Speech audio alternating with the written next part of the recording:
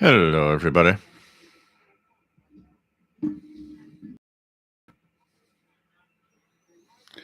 How is everyone?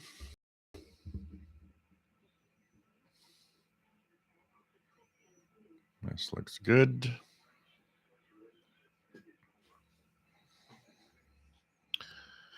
Da-da-da-da.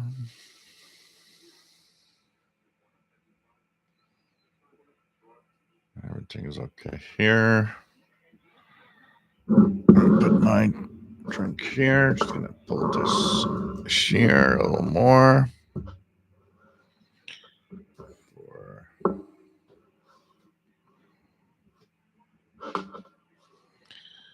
This was monitoring Voice of America on 15580, which is pretty good right now.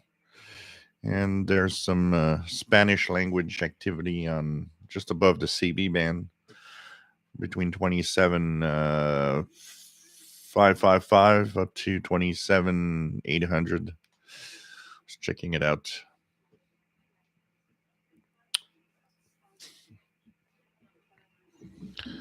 Let's try to move this a little bit like that.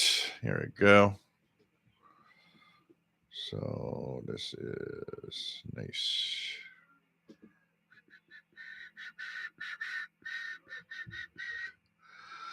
Okay, looks good. Interesting. I noticed the haircut in a way that I didn't notice it before. So nice to have all of you here.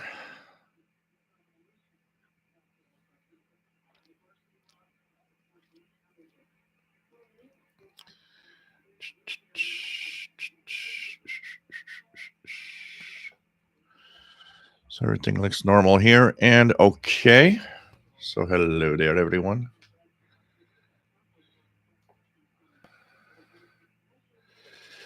And here we go.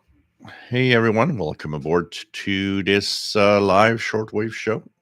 This is the Saturday show that we have every Saturday at 20 UTC. That's 4 p.m. Eastern Daylight Time. And of course, we talk about radio and enjoy a great camaraderie, if we can say that, with lots of great people that have that enjoy what we often call as a solitary hobby, the radio hobby, and radio listening and shortwave radio and so on. So it's nice to have all of you here. I've got my flavored cranberry juice and sparkling water. Cheers, everybody. Nice to have all of you on board. So, like I said, we are here every Saturday. We talk about radio, and my name is Gilles. I'm located in Montreal, Quebec, Canada, and that's northeast part of North America. And we just have a lot of fun enjoying a great radio hobby. So pretty cool to have everybody here. We have a chat room that is available if you enjoy the chatting with other people. If you have questions, maybe you're new to the hobby, this is the place to be. And we, of course, will talk about radio as usual. And of course, I've been playing around with the original and the new D808 that we'll talk about a little later. I already have a pretty good idea of this new one, what it is, and how it performs compared to the original. So you guys will know what's happening with these radios because there's been a change in it. So there's a chat room, like I was saying, and once the show is over, there's a Facebook group that goes with it where you can go and just share with others what you're listening and so on. So that all week we go and talk radio somewhere, and that is the Facebook group, official SWL channel Facebook group. More than 3,000 members, and it's really cool to have everyone on board as usual. So, what do we have here? So here it's summer like today, almost. It's 70 Fahrenheit, roughly, about 21 Celsius, and we're supposed to be about mid 70s through the weekend. So this is going to be a nice weekend here, but we're going to go back down to the 50s starting early next week. Masters Players Radio and Television plus Gaming. Nice to have you here. WA5107 SWL in Morgan City, Louisiana. We have David's Radio Room. Nice to have you here. We have, I believe, in Central Georgia.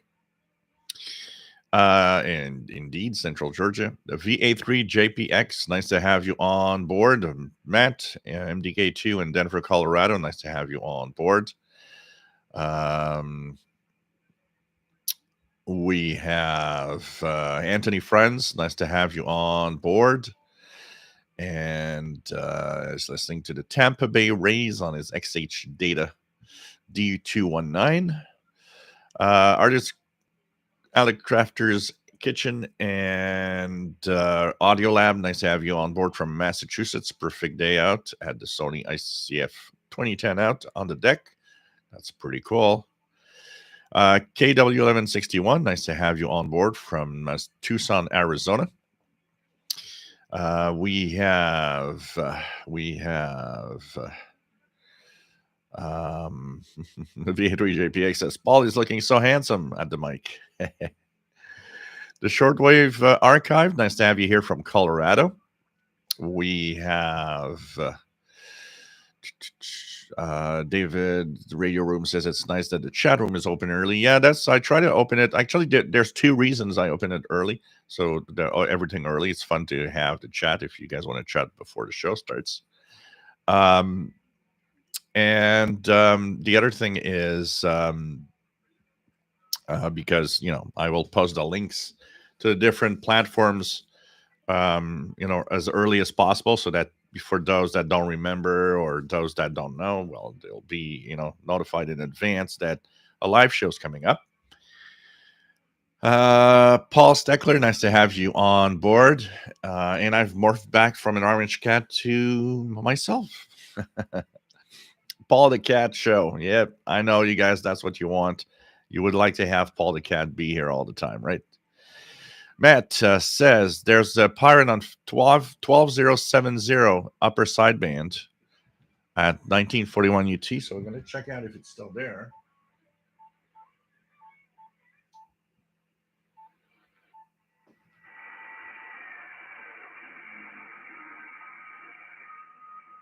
Yeah, hearing some music. It's not very strong, but it's there. I'm hearing some music here. So it's pretty cool. What else do we have? Bonjour, Paul.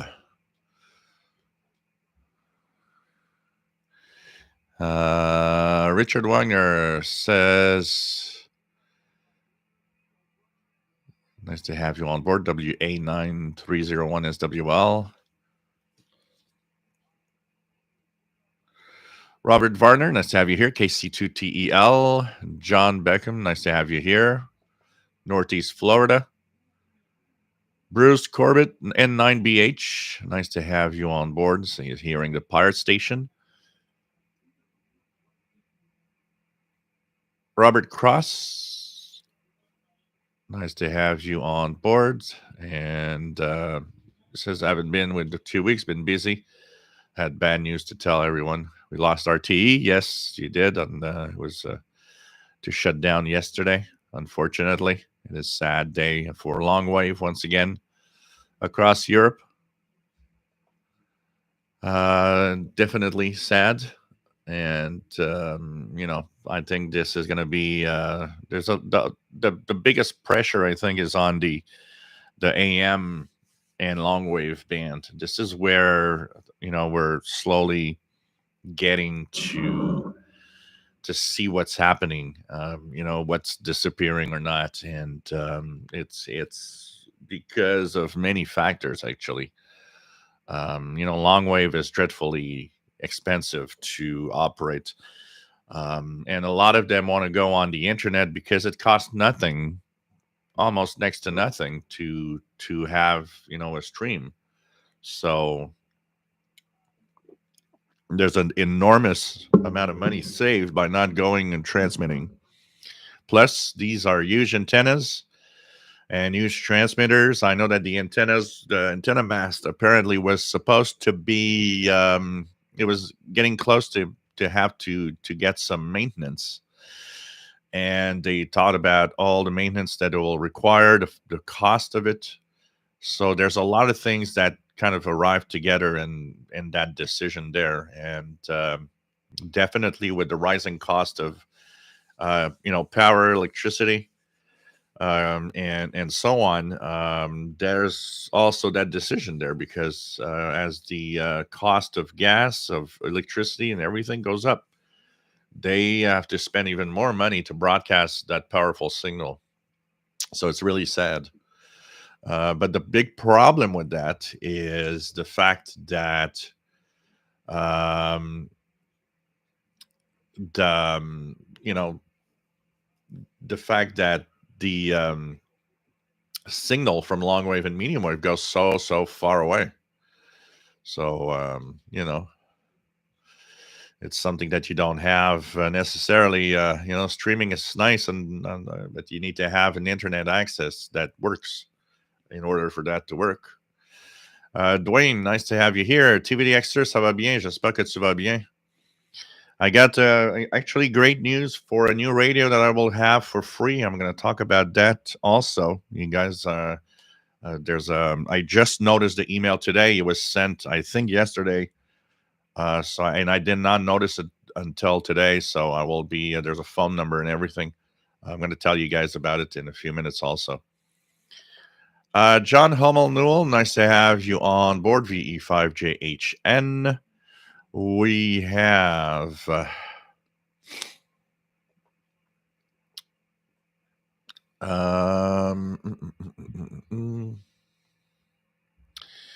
else do we have? Richard Wagner got the MLE30 from Walmart for $17.77. Have to hook it up. Decent price for a great little antenna. But Robert Cross doesn't understand why all stations want to broadcast on the internet. Internet less reliable than radio signal.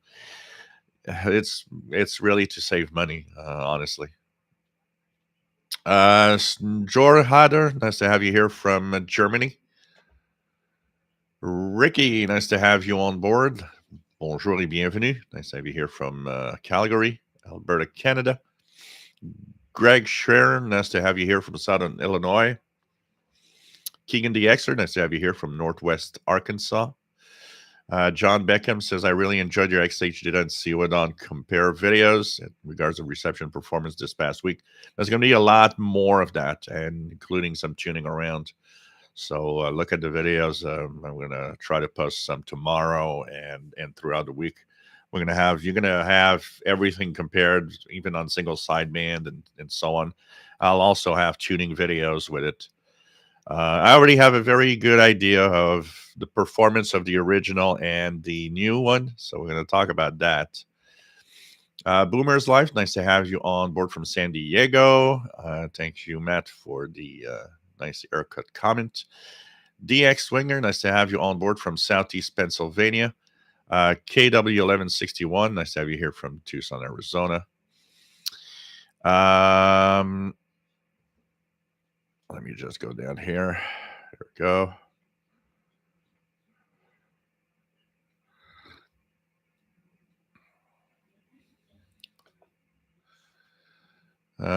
What else do we have? As we go down, there we go. Sometimes I lose my space because I get a big jump in the chat room, and I lose my space when it happens. Robert Cross, do you think AM radio stays strong for a long more time? It all depends on so many factors. First of all, it's expensive to operate compared to an FM station. You need more land because often they have big antennas. The other thing that is happening is the fact that AM radio or medium wave and long wave has one major problem. Is all the interference that is more intense at those frequencies than on the FM band. So all of that together makes it, kind of interesting to see what future brings. We're talking about the new EVs, the electric vehicles that won't have AM radios because they don't want to shield everything to prevent interference, which is kind of sad. That's what I was saying at the on the International Radio Report last week when we talked about it.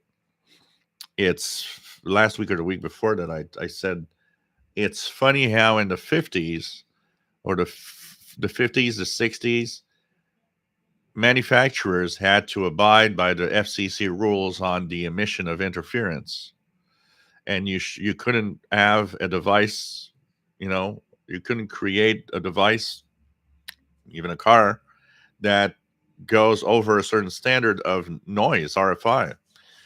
And suddenly, today, it's let's do something. It doesn't matter the amount of noise that it creates. And you know what? Hey, if it's too noisy for the AM band, let's just not put AM radio. It's like the world is upside down. We went from, having to make devices that are truly efficient in reducing the noise level they create to who cares? It's free for all now. Penny C, nice to have you here. Paul, nice to have you here from California. John Bolton, nice to have you here from Denver, Colorado, KE0PCI.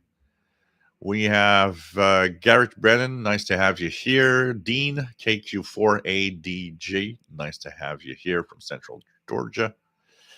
RJ Dakota just got back from a comment on another channel about something new called the ATSC3 radio, something new being introduced. Yeah, here's I actually got an email also about something.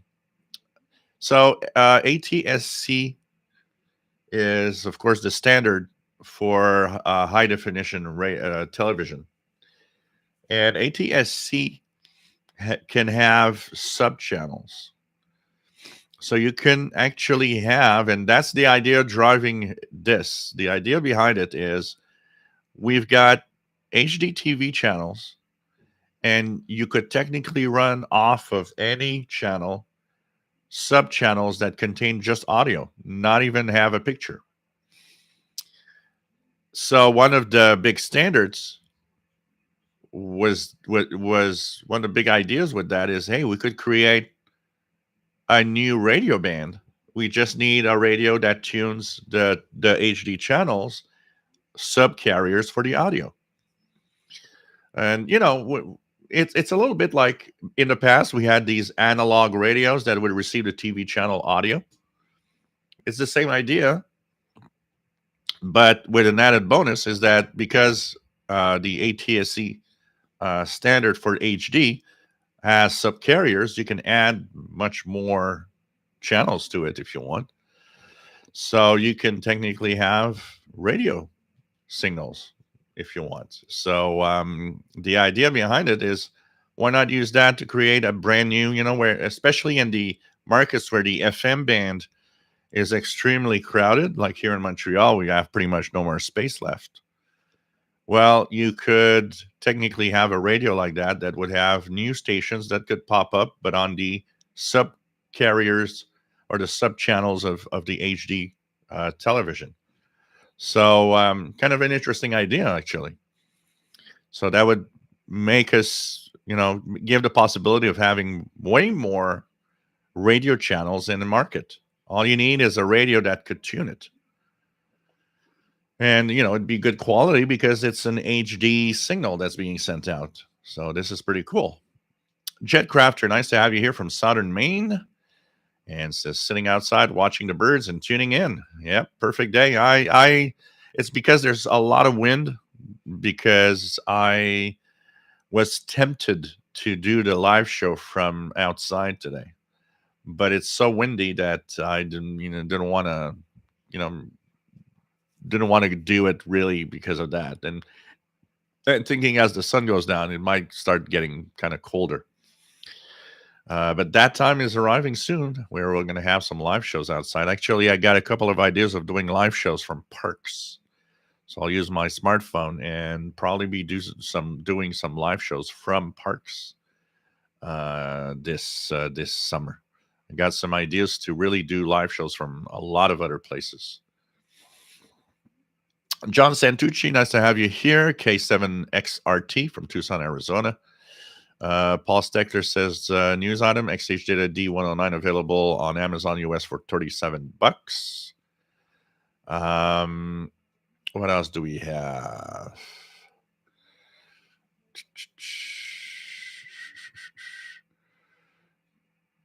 What else do we have? Richard, is that a buzz cut in a reference to the buzzer? No, I didn't actually do it for that, but yeah, it could be. Could be.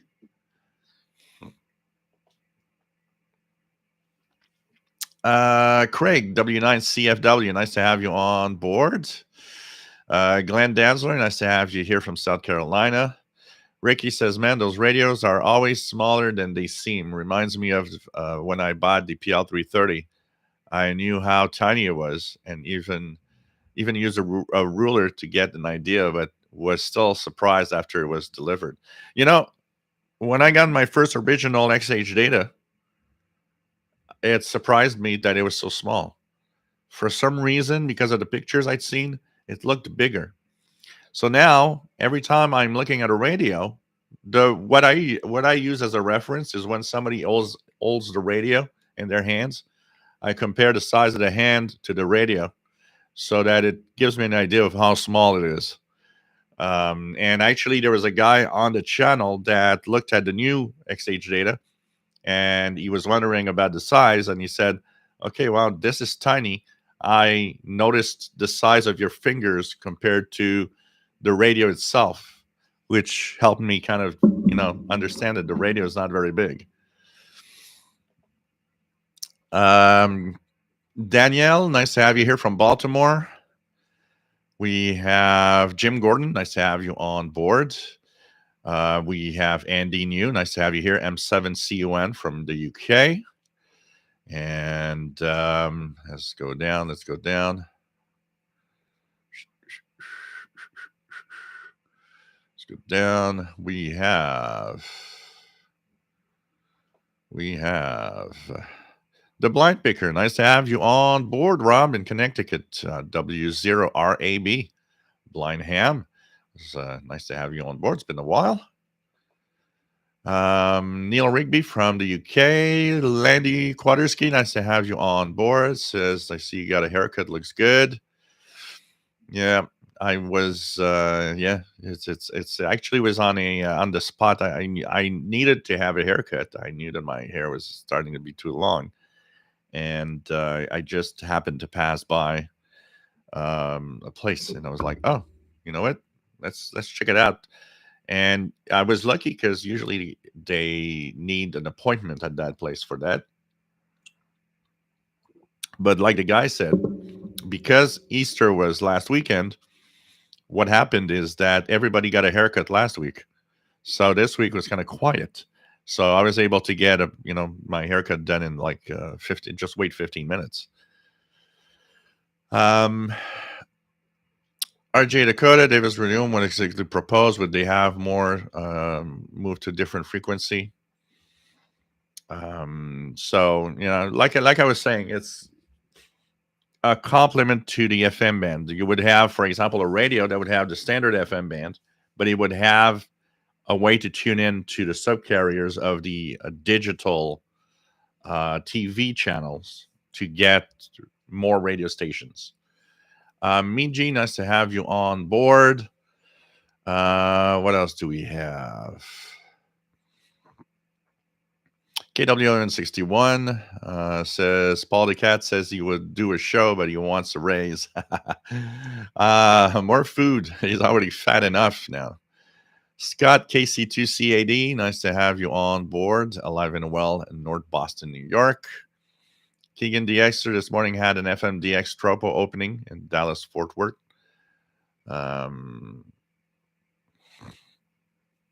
Penny C, what's the Muse frequency? 12070, upper sideband. That was the frequency.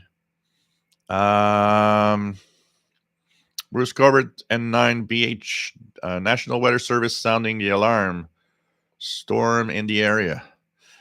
Chuck, nice to have you here from South Texas, N5KVO. RJ Dakota saw the video about an ETSC3 radio, and it's somewhat confusing. If it's anything like the original ETSC, it won't go far. The transmission envelope cost would still be tremendous. Jim Gordon, we'll be missing RTE 252 long wave. What else do we have?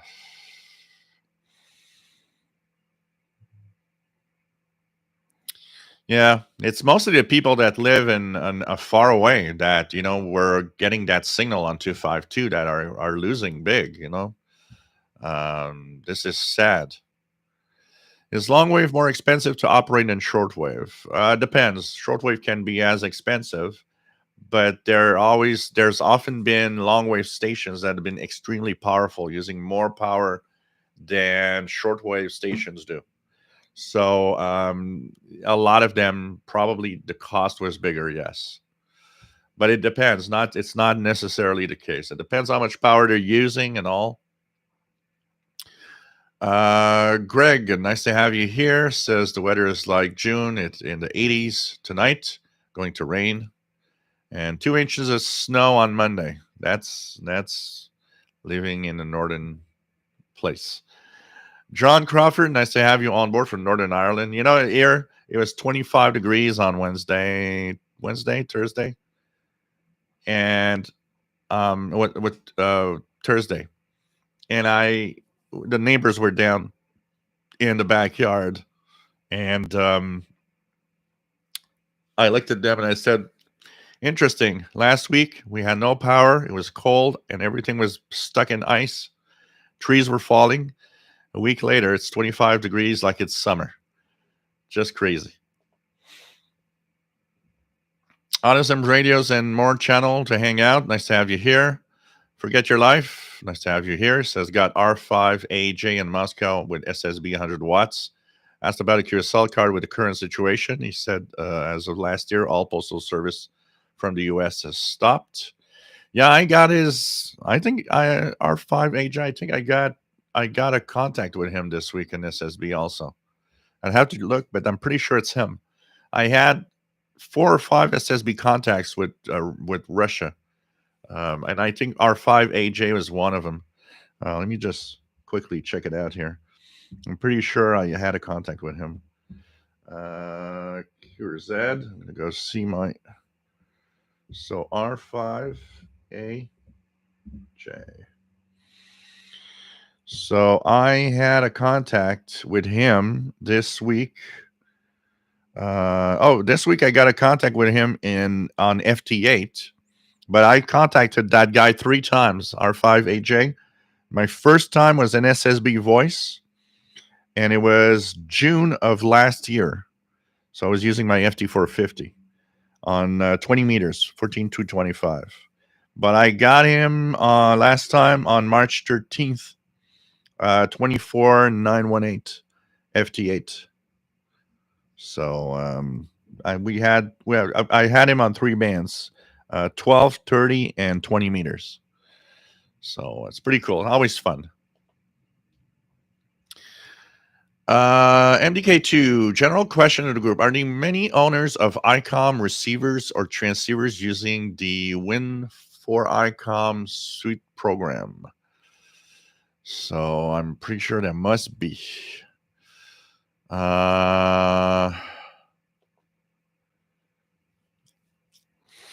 else do we have?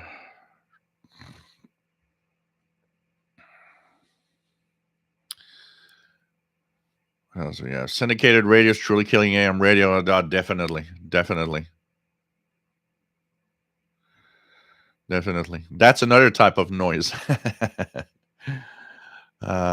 It's wanted noise.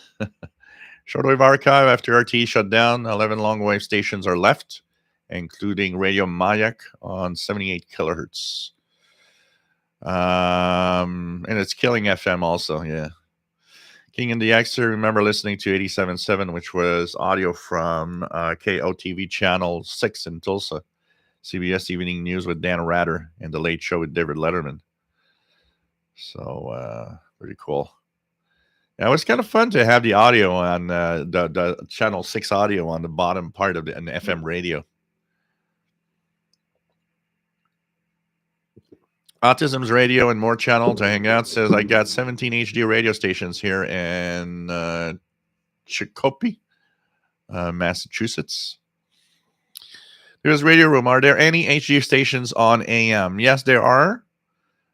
Here in Montreal, no. But at night, when I use my HDR 14 and I scan the bands when the signals are strong, there's 1080, which is, I think, WTIC, does ring. The HD starts flashing, so it definitely is. And when it's really strong signal, it actually triggers HD for 10, 15 seconds at a time.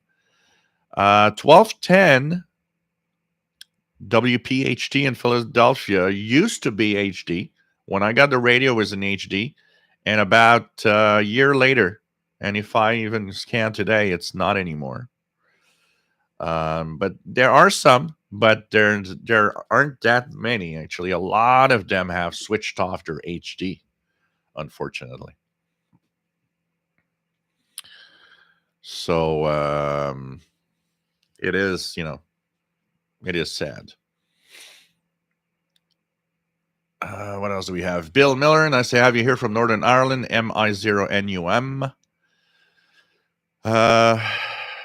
RJ Dakota says, I guess the select medium wave stations will going to the new frequency in a different band. Yeah. Jeff Laramie, nice to have you here. Recently watching your intro to Shortwave, starting with what is SSB. I learned a lot from that 8-minute video and really expanded my listening to SSB with the Texan PL 990X. Thank you. Well, they're there for that. Trying to help people figure out what SSB is and expand their listening and other types of communications also. So I'm glad that I'm glad that it helped out for sure.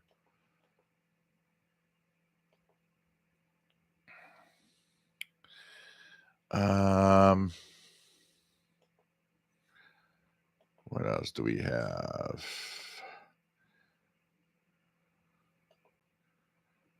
So let's go down. RJ Dakota, D808 is small, but very compact and solid, heavy, solid, not cheap. Yeah, definitely.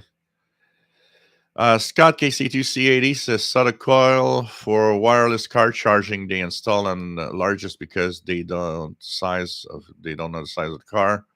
Let's have you here from North Boston, New York. KW1161, 2 Belka radios would fit inside a Texan PL680. Amazing new technology. What do we have?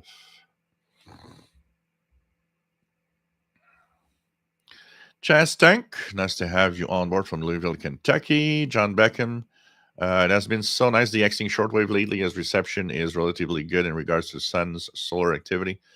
Definitely, it's been a lot of fun. I've been having a lot of fun listening to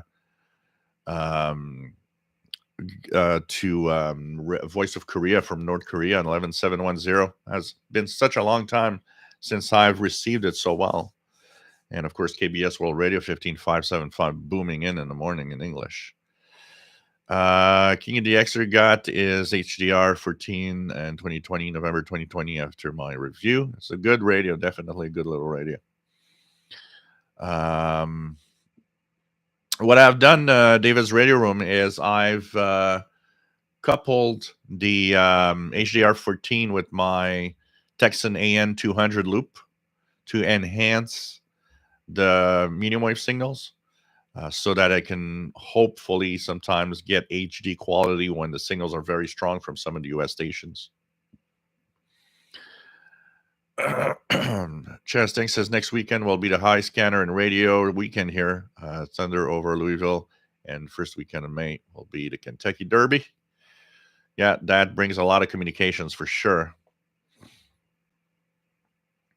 Doug Smith, nice to have you here from Virginia. Artist Alley Crafters, how good is the MLA30 on long wave? We're trying. It's not, it drops out fast, but it still works. It still works. And it's better than, having nothing. It's probably not the best antenna for long wave, but it works. It works. Definitely worth trying. But it drops off quite fast as you go down. George, nice to have you on board. Still running my old McKinley from 1978, trying to catch the waves in Northern Ireland. What else do we have? Darren Rogers, nice to have you here. KB2AHS in Long Island, New York.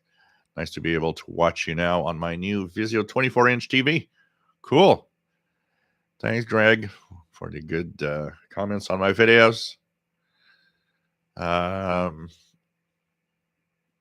Ken Surtees, nice to have you here from England.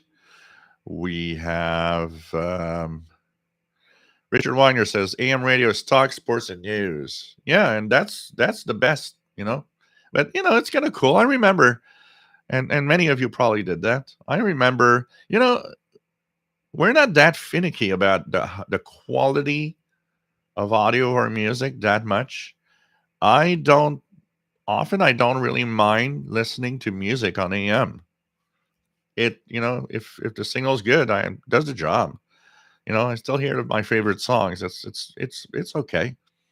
And I used to listen to I still remember that station in Saint-Hyacinthe on 1240 when it existed back in the 80s. It had every night from 7 to 9, they were taking music requests from people. And I so enjoyed listening to that back in the 80s. I would listen to the different songs that people would ask. It was so funny because every single evening there was always the same guy calling in and asking for the the Led Zeppelin song Stairway to Heaven. He would play every single night, and if it didn't, the guy wasn't home. It's just so funny.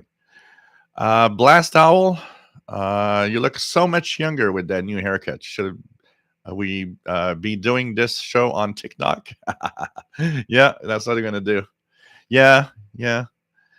I almost thought of, should I, because I want to keep a small beard. I don't want to have the big beard I had before. But when I look at the difference in color, one of the things that I was thinking is, what would it be like if I color my beard so that it matches my hair? And, it removed the white. I'd look even younger. But almost everybody that I said, hey, should I do it? They're all like, no, leave it alone. You're fine like that. N6RLS watching 20 minutes behind on plus 1.2 playback speed catch-up mode. 1.2. I wonder how much time it takes to catch up. Nice to have you here from sunny Berkeley, California. Davis Radio Room says there are a few music stations on AM. Found one last night. Oh yeah, definitely. Here in Montreal, the funniest thing is the two stations that were supposed to have news talk format, 600 and 940, are playing just music. So it's like, okay, it's like listening to an AM, one of those AM music stations of the past. David Conte says in New York, we have a low-powered FM station broadcasting in Korean or Japanese on 87.7. There was talk about that. There's some stations were actually using that to with old. They're kind of using an old TV transmitter, an old analog TV transmitter. And if you actually have an old TV, analog TV still, if you tune on, so that frequency goes with channel 6. If you tune channel 6, if you hear that station, chances are you might have a picture of something. Not of them broadcasting, but it could be a static picture. It could be just a dark picture. Some have, these the test patterns, because they're using the old some old analog TV transmitter to broadcast on 87.7. It's something that we talked about on the International Radio Report a couple of years ago.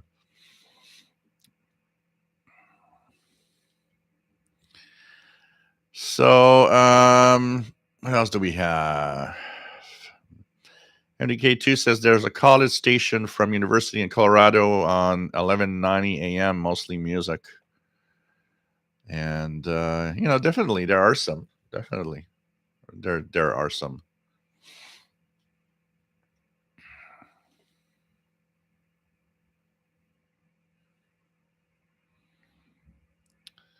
Let me just refine where I was. There we go. Okay. Ray Boyle, nice to have you here. Says from Stockport, Britain. What's your opinion of the Ethon E1 XM? That radio has pretty good reviews. It's the original of that new version that's really bad. But the original, the E1 XM, it gets decent reviews. It seems to be a pretty good radio. Jim Gordon says here in Dundee, syndicated radio has taken over my local medium wave station. Radio Tay is now Greatest Hits Radio, 1161. Okay. V9 JMC making Russian contacts is nice. I've made a few myself. The nice contact this week was in India, Wednesday evening. VU3. Oh, that's nice. I'm looking for that. I don't have an India yet. I'm looking for one. India station. I had a really nice, when we talk about SSB voice is fun, I had a really nice contact with a guy in Sofia, Bulgaria this week. And he was the guy, the talk type. He wanted to talk. He didn't want to have just you're 5'9" on 5'9" and that's it. And it was nice. And he actually talked to me and started talking about a friend of his that's from Bulgaria that lives here in Montreal and has a Canadian call sign. And was asking me if I'd heard him on the bands and that they were apparently good friends and so on. So he was telling me, it's like, oh, well, when you hear him, can you tell him that, I say hello and so on. And his name was Vladimir.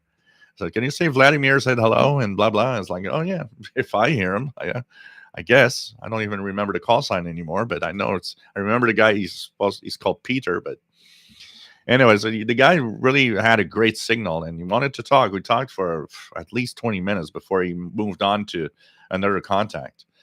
And one that was really amazing, I got a SSB voice contact with Norway on 12, I think, was it? That contact, the guy literally told me that I was S9 and 20 over S9 and southeast of Norway. And I mean, I'm using just 100 watts on my end-fed V in the back. He was astonished. He thought I was running like kilowatt power or something. When I told him, I said, no, I'm just running 100 watts in end-fed V. He was like, wow, your signal is amazing in the southeast of Norway. But he was very strong too. I guess the propagation was just amazing between Norway and Montreal. But it's a lot of fun. SSB voice is fun. It's such a refreshing change from FT8, which is such an automatic kind of thing. It's always fun. I truly like that a lot. When I look at the like DX Summit cluster or something like that, what I will first do is look at any possible interesting SSB voice contacts I could make. And if there's nothing that seems to be interesting, sometimes I'll tune around because sometimes it's not, you don't see it on the list, but there are some interesting stations on the band. You can still tune around. And if really there's nothing, then I'll go to FT8 and do a few contacts there. But I always try to find the SSB voice contacts first. Um, Adam Lozo doesn't have an X on their PL990. Yeah, X is for the export version. The PL990 without an X is technically for the Chinese market, but they're pretty much the same radio. The only reason I always tell everybody, if you can get the one with an X, it's better, because you never know if you get an early version that might have some bugs in it. When you get the one with the X, at least you know that it was at least produced after they tested and did all the internal testing correctly and fixed the bugs. But you probably have a great radio and have the correct one. Anyways, the important thing is it works well. Shortwave Archive says can get 4 local AM stations with HD at night. I get a flashing HD from KSL 1160 in Salt Lake City and KRLD and 1080 in Dallas. RJ Dakota says, yesterday I heard something on 15050. I've yet to find out what it was. I got the same signal also, RJ Dakota. I'm pretty sure it's India because I was listening to it on one evening this week. I don't remember which one. It actually came on as I was tuning around, and it played what sounded like the standard Indian music we hear on All India Radio. So with the music, I am pretty sure that is All India Radio. It's not listed anywhere. I didn't see any lists, but I'm pretty sure that must be All India Radio. Paul, VT Radio, nice to have you here. Thank you so much for the nice haircut. John Beckham says, personally, I think that RDS functionality on the FM band from the Coodonics H Data D808 is what separates these models from others, such as Texan. Yeah, definitely. If it's a function that you like, I like to have RDS on FM. I find it really nice. I wish Texan would have a radio with RDS. It'd be really cool. I like RDS. It's fun to have. Here in Montreal, they use it really well, the RDS functionalities, because if you press the info button on the RDS, you get different. There's kind of 4 different streams, if we can call it like that, from the RDS. And here a lot of stations use them well. Most stations actually have one that IDs the station. Then if you press the info, you'll go to the second one that will tell you, for example, what you're listening to, what's the program name, and so on, or the song that is playing, and so on. I have one also that has the time on one of the streams, or the weather. So it's really cool because here it's really, really used well. I know that there are some markets where it seems that RDS isn't really used except for just, station identification.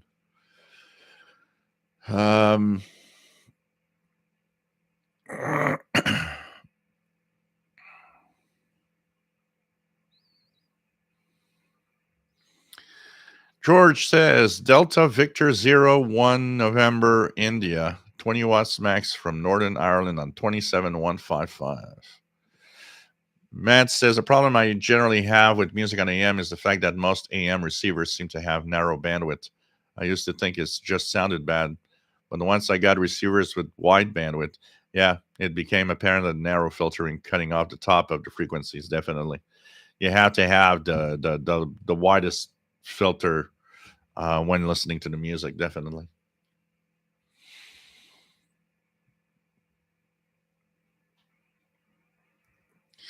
Yeah, I noticed that from there's a guy that I know that he dyes his beard, and what I had noticed on that is like it's almost as you painted your face, which is like, no, I don't want to look like that. It doesn't look natural. Jim Gordon says, today I posted a YouTube video about my take on the D109. Like Gel, I too have noted the AM breakthrough on shortwave. I rated the R109 as a midway between R108 and D808. Shortwave Archive says Belgium stopped the sales of analog radio receivers on January 1st of this year, so you have to get a DAB radio.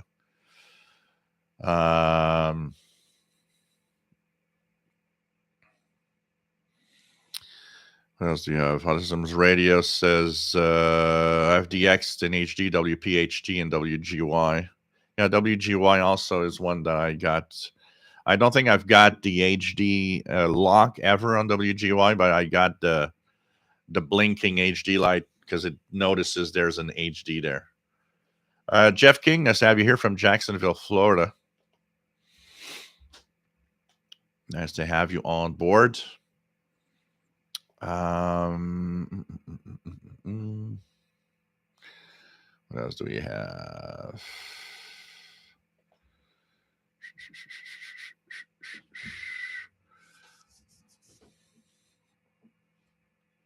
John Beckham, perhaps AM stereo could be revised to boost the survival of the AM medium wave band. Lack of radios, that's a problem, and I don't think manufacturers will want to make these. DK2 says something that's just a fact of modern radio is that most casual people are moving to online. I hear stations talk more about how to find them on your smart speaker than giving their frequency. Yeah, the smart speaker thing is what might make streaming of stations, because it's easy to just ask your smart speaker to stream something. There was a problem with the Google smart speakers and devices this week, and because of there was a failure in their service, and you couldn't stream any radio stations for many hours.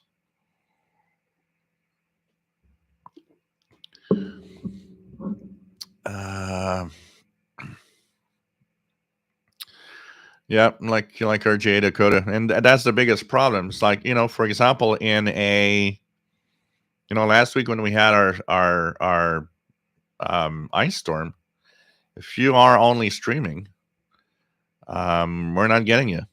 I mean, especially those that they had no power for many, many days. I mean, your devices are the battery's down. It's like you can't, and even the access was so bad, it would have been difficult to stream anything.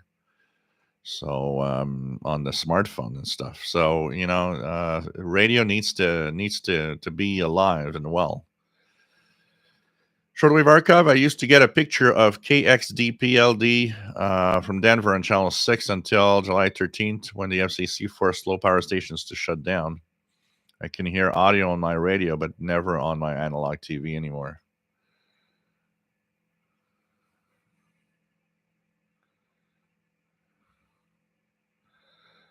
John Bacon, that's where Dr. X came in for the fix.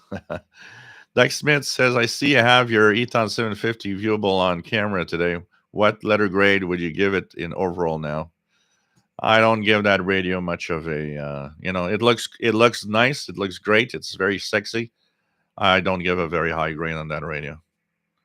It has too many flaws that are annoying, like, the wide bandwidth, your 3 kilohertz off, and if you want to listen to anything on shortwave with stations close by, you have to use a narrow band filter. You have to use a narrow bandwidth because the wide bandwidth is way too large. And then you actually have to detune by 2 kilohertz to get a proper audio quality that I want, because when you use narrow, you kind of filter out some frequencies. All sorts of things like that just I can't. That radio is not worth its price, that's for sure. It's not that it doesn't receive; it receives, but it's not worth the price, unfortunately. Michael, nice to have you here, better late than never, in northern New Jersey. Nice to have you on board, my friend. Sheila, nice to have you here from Belleville, Ontario. I'm on the edge. Nice to have you on board from Wyoming. Jim Gordon says, AIR Delhi used to be a favorite of mine on shortwave. It used to put out a strong signal in the UK, mainly for Indian expats. and shortwave listeners like me who like to listen to programs. Yeah, I miss their North American English that we could hear easily almost every day. Almost every day. Um,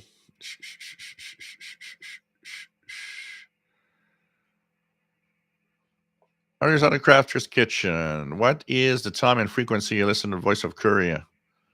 Um, on the Voice of Korea on 11710 on 25-meter band. And it's coming in really well around 12, 13 hours universal time.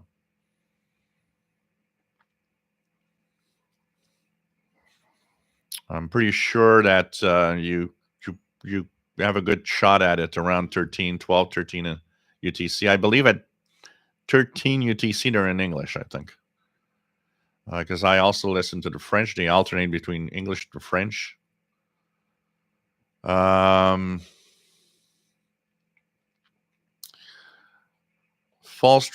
VA2 GCF. Nice to have you on board from Lanaudière. Nice to have you here. C'est un plaisir. RJ Dakota, that's fantastic. Thank you for sharing your information. I have only ever received AIR India a few different times. Yeah, I'm pretty sure it must be that.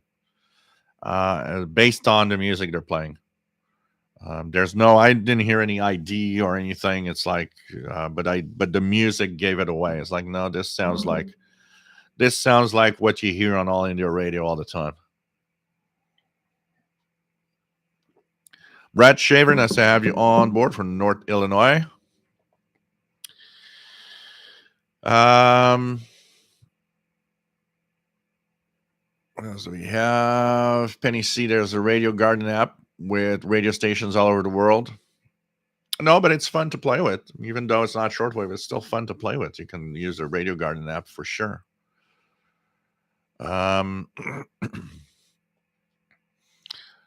What else do we have?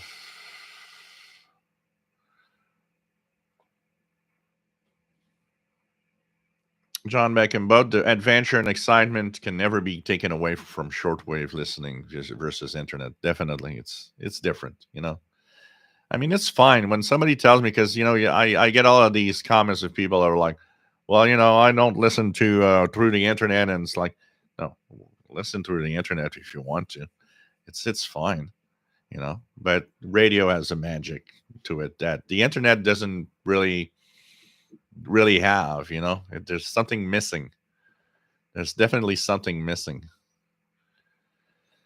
Almost down this chat. We're going to talk about the radios now. So let me just go here. Jim Gordon, I've been rediscovering my PL310 ET. Good little radio, very sensitive, even if I personally found the audio rather harsh for my old ears. Oh yeah, definitely, it's a good little radio, but yeah, the audio might not be as good. Some radios are better than others, in that department. Unfortunately, it's not because it's small that it has to be bad. They could do a small radio that has good audio. RGA Dakota, Radio Nacional Amazonia, amazing for the music they play and their sports. Yep.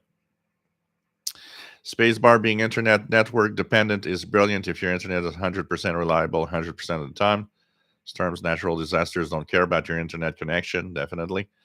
TB Dostoevsky, nice to have you on board from Medicine Hat, Alberta. Thank you for the nice haircut comment. What else do we have? Jay Watterson 69, nice to have you here. Ken Lansing, nice to have you here. Do you know of any good radios made in India which are available here? I have no idea of any radio made in India.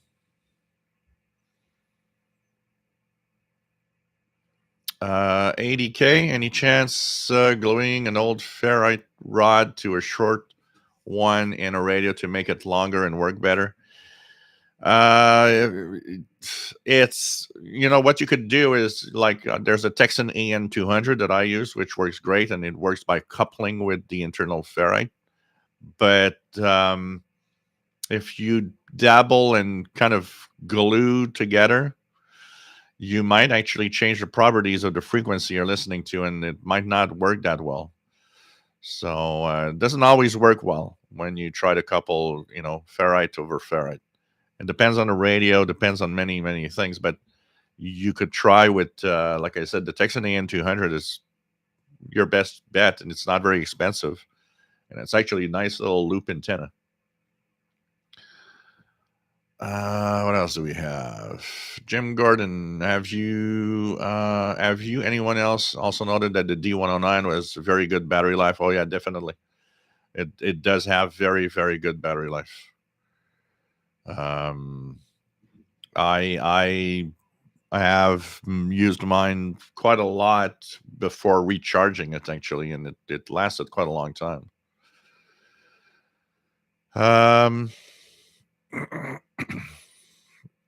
Ricky, to be fair, shortwave, as with the internet, isn't 100% reliable either. The idea is to have redundancy and diversity media choices to match conditions.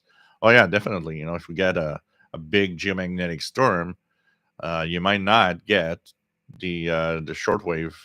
Honestly, it might not work that well. Spacebar. Someone did a review on an Indian-made radio. Can't remember who it was now. Yeah, I looked a few times about that because I remember seeing someone showing a radio that seemed to be fairly recent, and it seemed to be an Indian-made radio, but I can't find anything. Because it'd be interesting if I could find something like that, an Indian-made radio or anything made from another country than China with decent price. It'd be kind of nice. Shortwave archive. With stations on the internet, you no longer get the interval signals. Yep, definitely. So I'm going to stop here. I'm down the chat, and we're going to talk about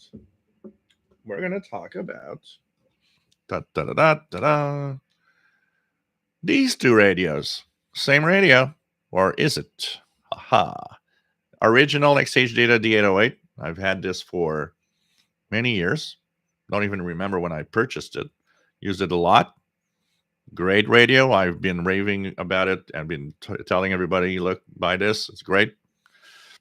Then they made a new version. The new version is still Cewadon or XH Data D808, but the internal circuit is completely redesigned. So we started checking it out, and I started, of course, having people talk about, well, it's not as good, it's this, it's that, and of course, I like to have my own opinion and my own review of it because I want to test it with my knowledge and not, with whatever some people is talking about that sometimes isn't accurate or what I really wish as information. I have a pretty good idea already now of the two radios. So, first of all, if you bought the new one, is it worth it? Is it still as good as the other one? And how do you know if you have the new one? I think that, so first of all, the original one I have here has plastic feet. So they're not rubberized, they're plastic, like the case. The new one is rubber feet. They're clearly rubber feet.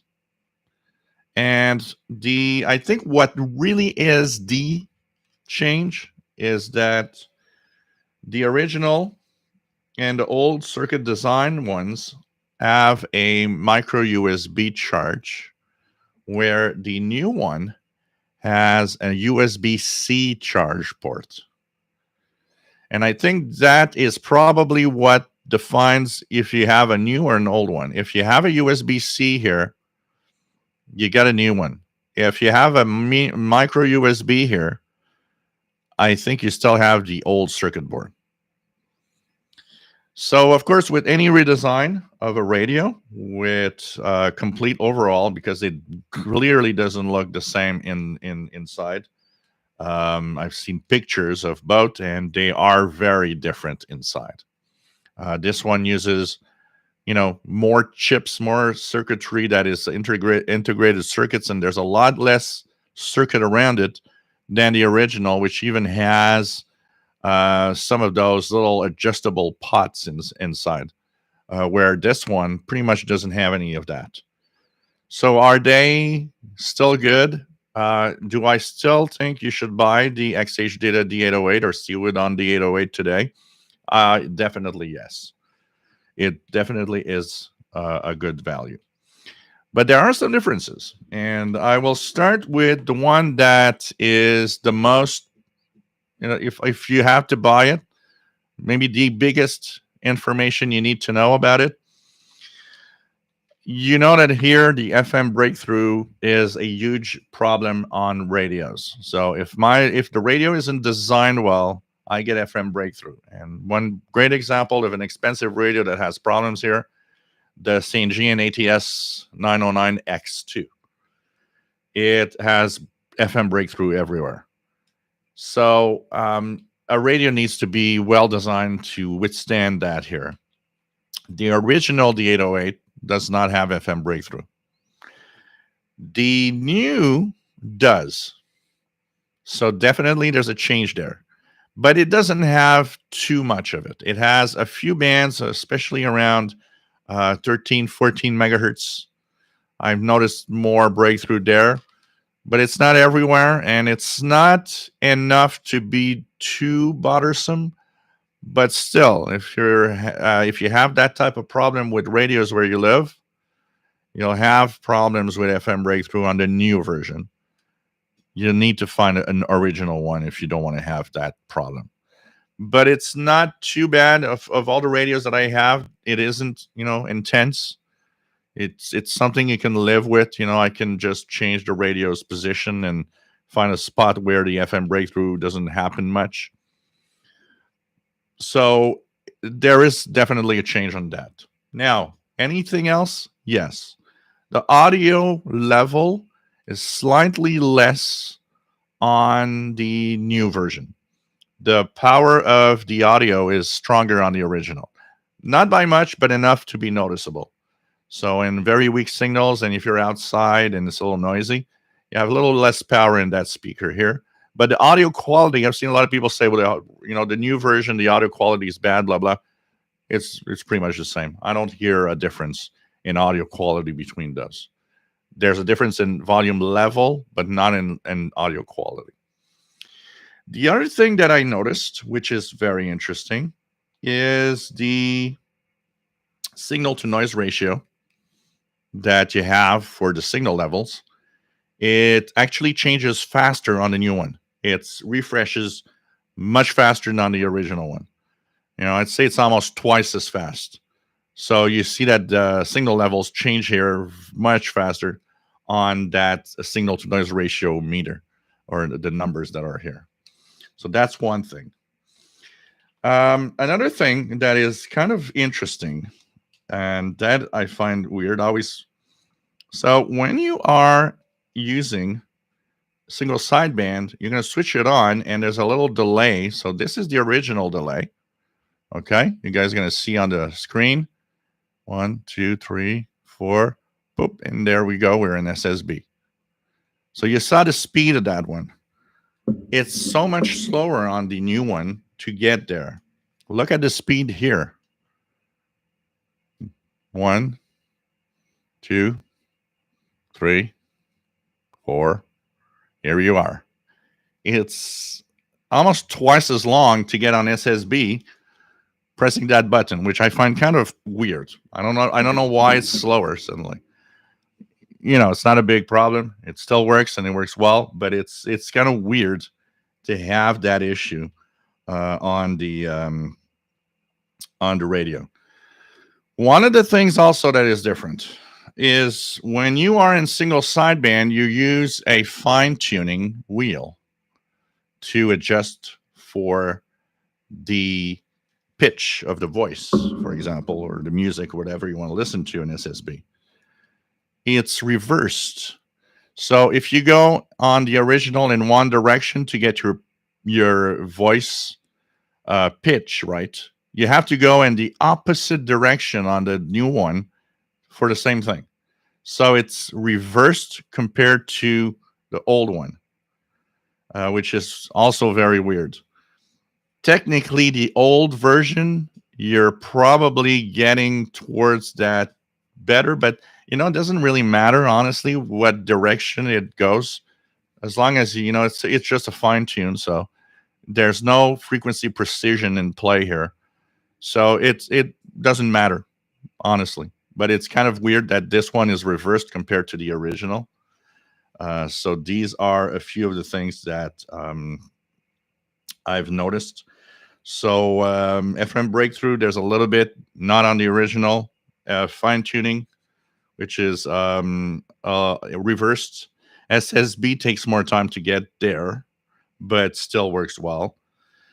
For the rest, I've actually used it enough to understand that in performance sensitivity level, both in single sideband and in AM mode for shortwave international broadcasts, it is very similar. Performance is pretty much equal to the original. So if you're looking for a good radio, this performance of the new one is still good. Still great. Works well on the external antennas. Work great. No overload. No, not more overload than the original. It's pretty much the same. Audio is pretty much the same, except the level of audio is slightly lower. But you get, and the new one, still a great little portable receiver. So I still recommend it as one of the great radios out there, even with the new version. So that's what I had to say on the new and the old receivers. And pretty happy to have tested that and made sure that, it was as good.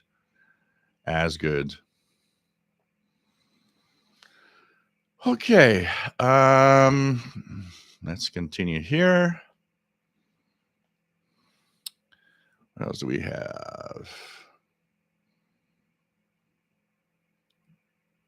The U-Bit X is the Indian radio.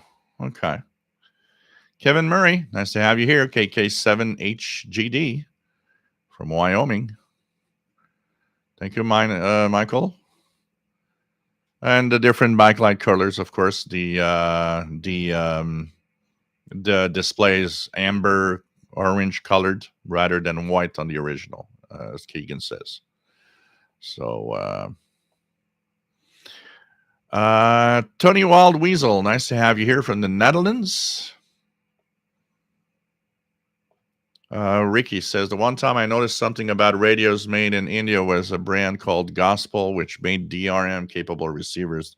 Yeah, I remember there was a DRM receiver made in India. I remember that.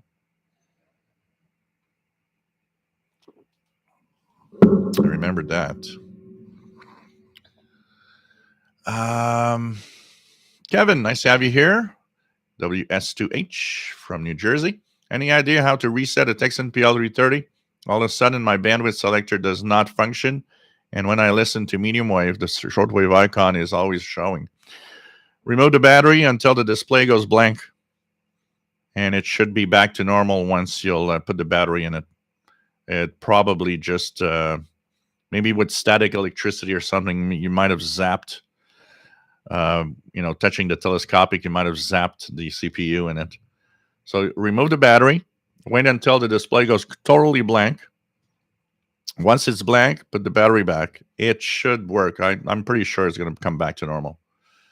That's the best. That's pretty much the way to reset it. And if that doesn't work when it's blank, just wait 24 hours without any battery in it. I'm pretty sure you're going to get back to normal after that. Benny C, trying to find your video about propagation where if the propagation is towards Europe, we in North America will be able to receive it as well. Do you remember the video name? Look at what I would suggest to do is I don't remember exactly what I called it, but if you go into the videos on the channel, put your view of videos, with the newest first, and they'll be, of course, in order of time. It's a video I made last week, 2 weeks ago, last week. So it's going to be in the videos of the last 2 weeks. Shouldn't be very far down the video list. I don't remember exactly the name that I gave it at the top of my head. KW1161, the new XH data has the word Ceodon on the label, but the old one has XH data on faceplate label. John Beckham, my Ceodon D808 has the hard plastic feet and the micro USB. So it's probably an original board that you've got in it and not the new one. Keegan says, I had shortwave breakthrough on FM once on the Grundig S450 DLX. What else do we have? Spacebar. The Indian radio is called a 5-core sound of India. It's a cheap set, not great quality, but works well according to the review. 80K. Does the internal on the new D808 look like it was built on the 109 architecture? It's more modern, definitely. I don't know if I would have to see the internals of the D109 also and try to compare, but it's definitely very different. Ray Boyle, is the E1 XM worth 700 pounds? Nope. I wouldn't pay that for that radio for sure. You have so many great radios that you'll cost a lot less than that. What about medium wave on a new D808? I went to medium wave. I went to long wave. Everywhere I went to, the performance seemed very similar. And I don't have much that I can test it below a certain frequency because now there's too many non-directional beacons that are gone. But if I look at this, listen to the sound of the static in it and so on, it seems to have the same deafness that happens below about 300 kilohertz on long wave. I can't, swear that it is, but it sounds like it is because there's so little static below 300 kilohertz. It almost looks like it's not hearing anything. I'll need to find a way, maybe put it near something that makes it's like a lot of interference on the long wave band. Then like that, I'll just tune around, and if it goes away, I know it's deaf. But the performance seems to be extremely similar. I think they've, for the most part, they've tried to keep the same specs of the receive. Like I said, the only thing is a little bit of FM breakthrough, but for the rest, FM band, I hear my standard, WVPS easily on 107.9 from Burlington, Vermont. So it definitely sounds and looks very, very similar in performance on all bands. John Beckham, new XH Data D109 has a better sound quality, but it is prone to overload. Yeah, the audio quality of the D109 is amazing. That is one of its most positive points, definitely. Audio quality is great on the D109. Jim from Rhode Island, nice to have you on board.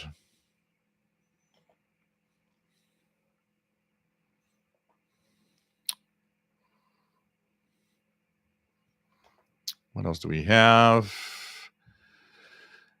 Ann Engelbrecht, can you explain signal to noise levels? Is a higher number better? So you got two numbers on the display for the signal to noise ratio.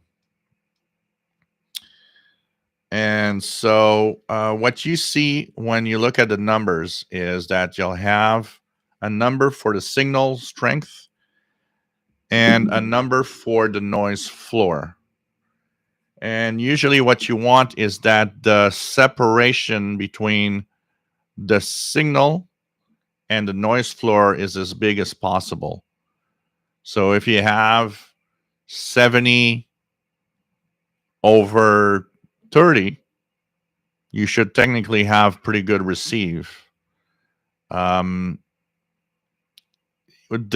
closer they are together, usually the noisier your signal. So one shows you how strong it is, and one shows you compared to kind of a baseline of noise of the receive itself.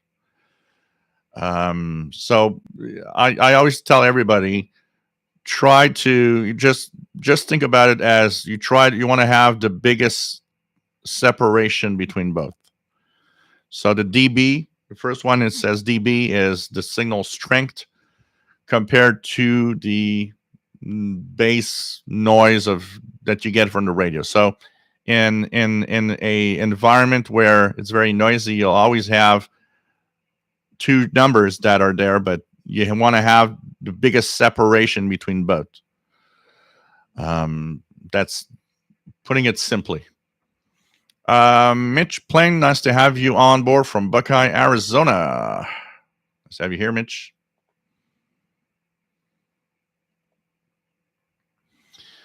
GA Dakota, the one thing that the Texan people didn't put into the PL330 is a reset, a reboot button. Yeah, and even that, on a lot of radios, even the reset isn't enough. I don't know how many times I had I think it's the Texan PL990 that I had, which was stuck on the bandwidth. It didn't want to change bandwidth. It was stuck on 1 kilohertz bandwidth. Wouldn't change, wouldn't do anything. And I removed the battery, and the next morning put the battery back, and everything was fine. But there's a reset on the 990, and the reset didn't do anything. So sometimes even with a reset, it still doesn't do anything.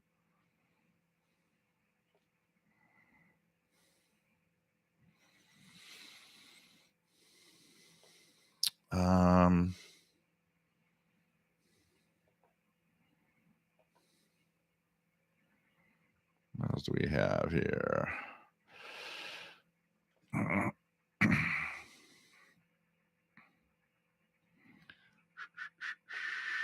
Tony Wald Weasel, maybe a rocky question. Can I hook up a scanner antenna instead of the MLA30 to a Texan S2000? The frequency range is the same. Technically, a scanner antenna, because the MLA30 is really, made for shortwave and medium wave. Most of the time, the scanner antennas are made more for the higher VHF UHF range. So it might not be as good, but try it. The best way is to try it and see how it performs. It might be good on some frequencies, then better on some frequencies than others. It's the best thing is to try it.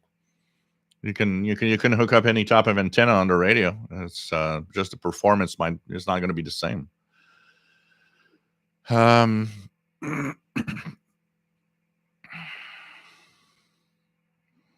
What does terrestrial TV look like on your SDR? You know what? I've never looked at a frequency where there's an HD TV signal. I've no idea. I've never crossed my mind for some reason to look. How does HD radio differ from DAB? So DAB has its own frequency range. It's a digital signal that's sent out through the antenna, and it has its own band, and it just is, has the station. It has different information attached to it also. HD radio in North America is a signal that's embedded in the main signal of a station. So DAB, you'll have only digital. In North America, the IBOC, that we call it, which is the in-band and on-channel signal, is a data stream embedded within the main programming.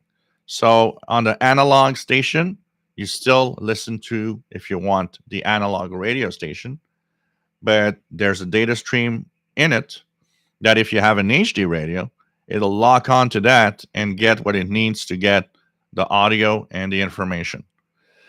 So one of the advantages is that in fringe reception area, HD radio has the advantage of switching you back to analog when it's incapable of listening to the HD.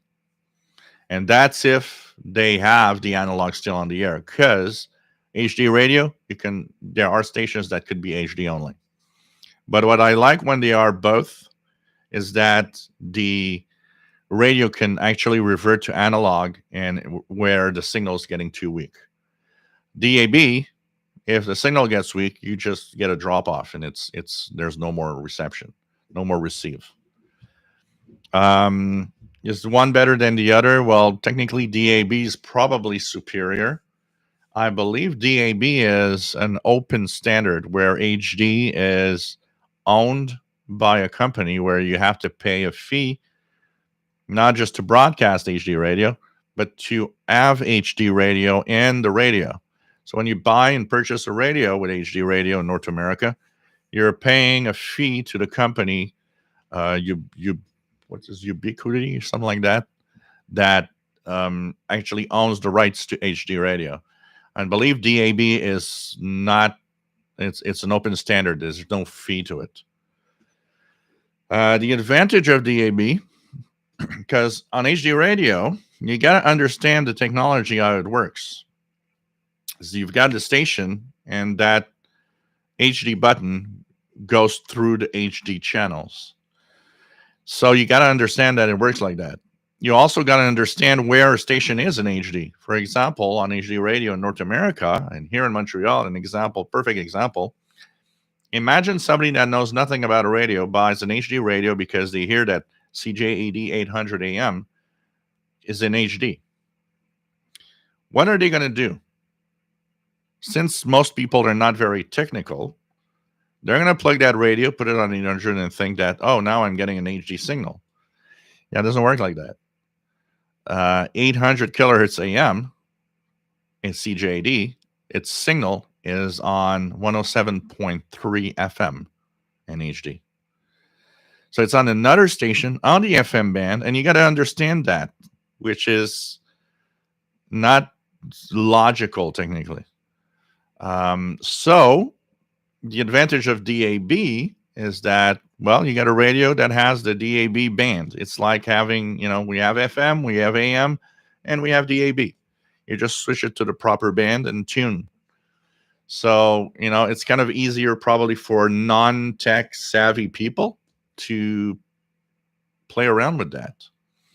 Where HD radio can, somebody like us, we know how it works. So we got no problem there. I understood after, a couple of hours of use, okay, that's the way it is. But it's not necessarily what everybody will understand. So,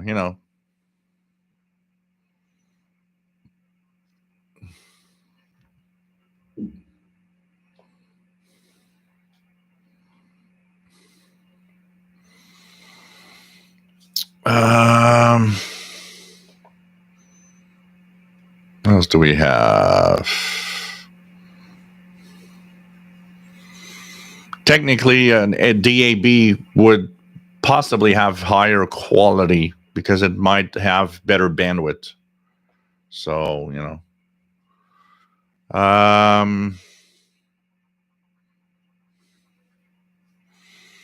Ricky discovered at some point that the reset button on 990 behaves differently when a short press versus long press.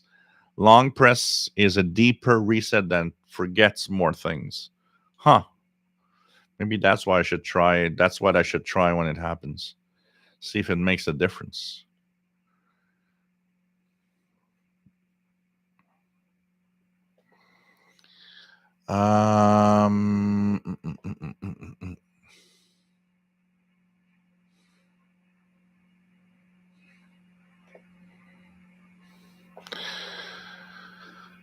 So yeah, HD radio can really work for medium wave, but most medium wave stations either don't turn it on anymore, or they put it in the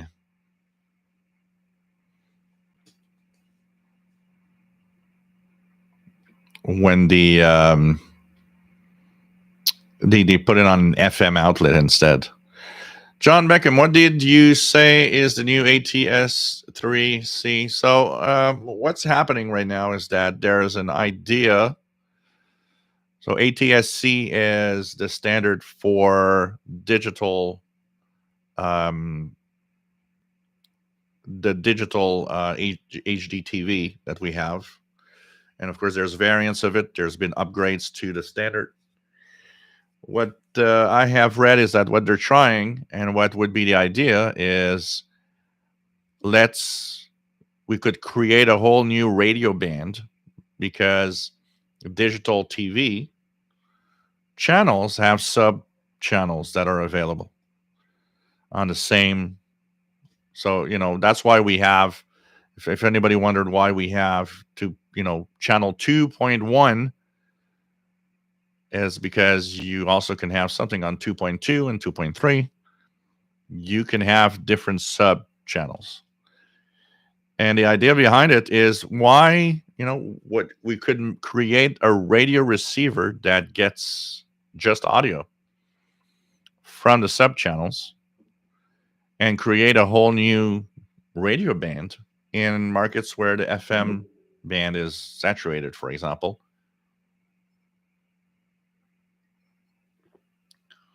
So that's the idea behind that, creating kind of a radio. Kevin, no battery in the D808 for about 10 minutes now, and display still on. Very interesting. Its longevity.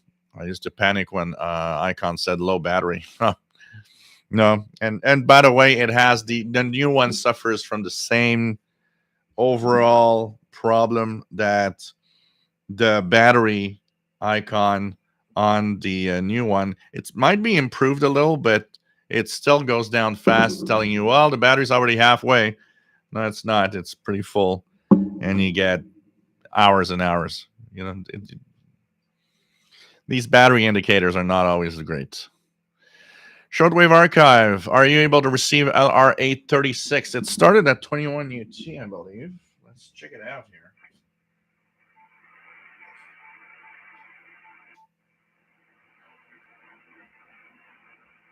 Got a very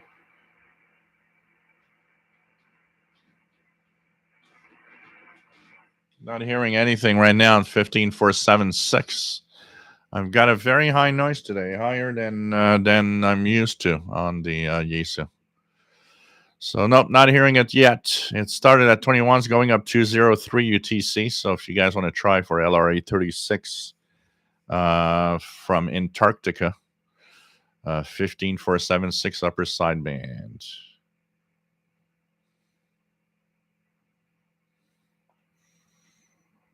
Paul says, Tenement YouTube channel did a recent video about radio over ATSC3.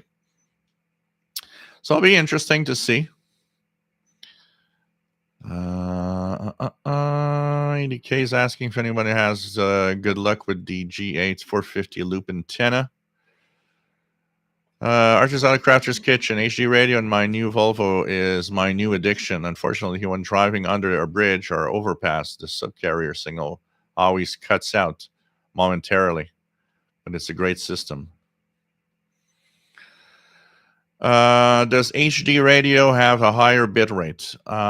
It actually has a sufficient bit rate to give you pretty decent quality audio, especially on the AM band, but even the FM band it shows.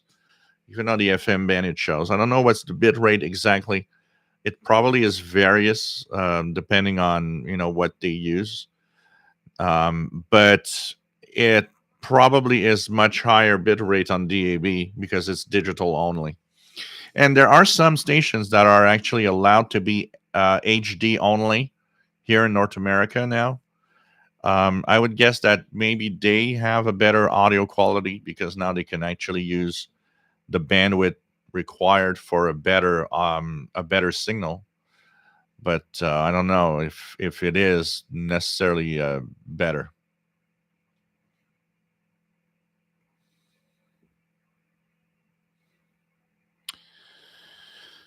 Um, John Beckham says, I remember an old trick years ago when I listened to FM. If the FM signal was weak, just switch from FM stereo to mono, and your FM signal was much clearer. Yeah, that's why a lot of radios have the option to turn on or off stereo to get, if you're getting a very weak FM station, you can still listen to it. If you just switch off stereo, you'll see it's less noisy.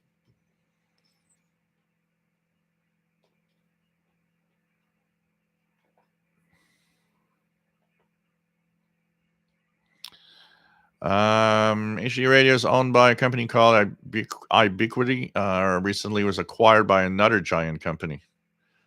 Signal modulation type copyrighted.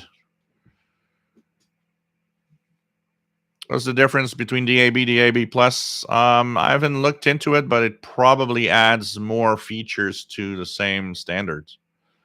I know that they are backwards compatible, but that the DAB plus, I think, just adds more features.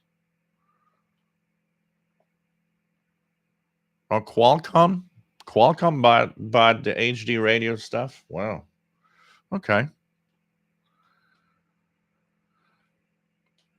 Lunar, do you spend any meaningful time listening to HD radio, or is it a rare thing? I spend a lot of time on, if I am to listen to FM, it's because I will be using the HD radio for it, for several reasons. First of all, when I listen to WVPS 107.9, I can get the BBC on HD2. So I like that for that reason. So not only I can listen to the National Public Radio Station, but I can also listen to the BBC on HD2. So I'd say that if I will be listening to FM, it probably will be HD most of the time. Also, on Friday nights, there's a station here in Longueuil that has on 103.3 that has an 80s show, where every Friday night they select a specific year in the 80s, and for 4 hours they play 80s music, and they take requests and all of that. They are in HD also, and so I of course will use the HD radio for the better audio quality and fidelity that you get out of HD than standard FM. So I would say that if I listen to FM radio, I will listen mostly in HD. If I'm not listening in HD, it's because what I want to listen to isn't available in HD. Not every station is in HD. Ricardo, nice to have you here from Portugal. Ricky says Spain coming in with very good reception on 15,520, 17,715, and 17,855 in Calgary. Paul enjoys listening to his original D808 and drinking a Coke Classic.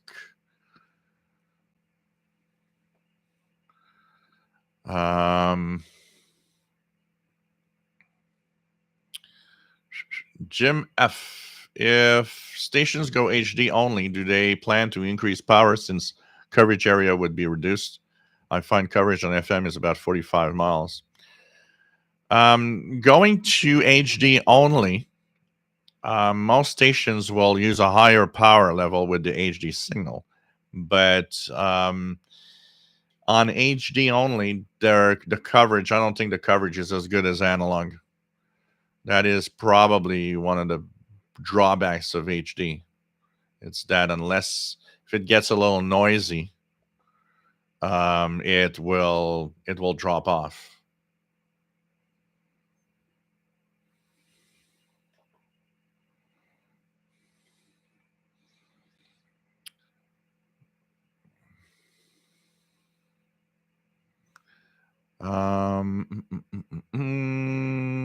Yeah, Greg, a new XH data D808 is great. RGA Dakota, now it's nice out. I like to be outside and listen to shortwave on either the 808 or the PL330. Ray Boyle, DAB Plus can handle more multiplexes, so it adds more functionalities. KW1161, nothing on 15476 yet. Usually the gray line, I have to wait for the gray line to actually reach my my area in Antarctica roughly. So usually around 23 UT is when it's getting stronger and 0 UT.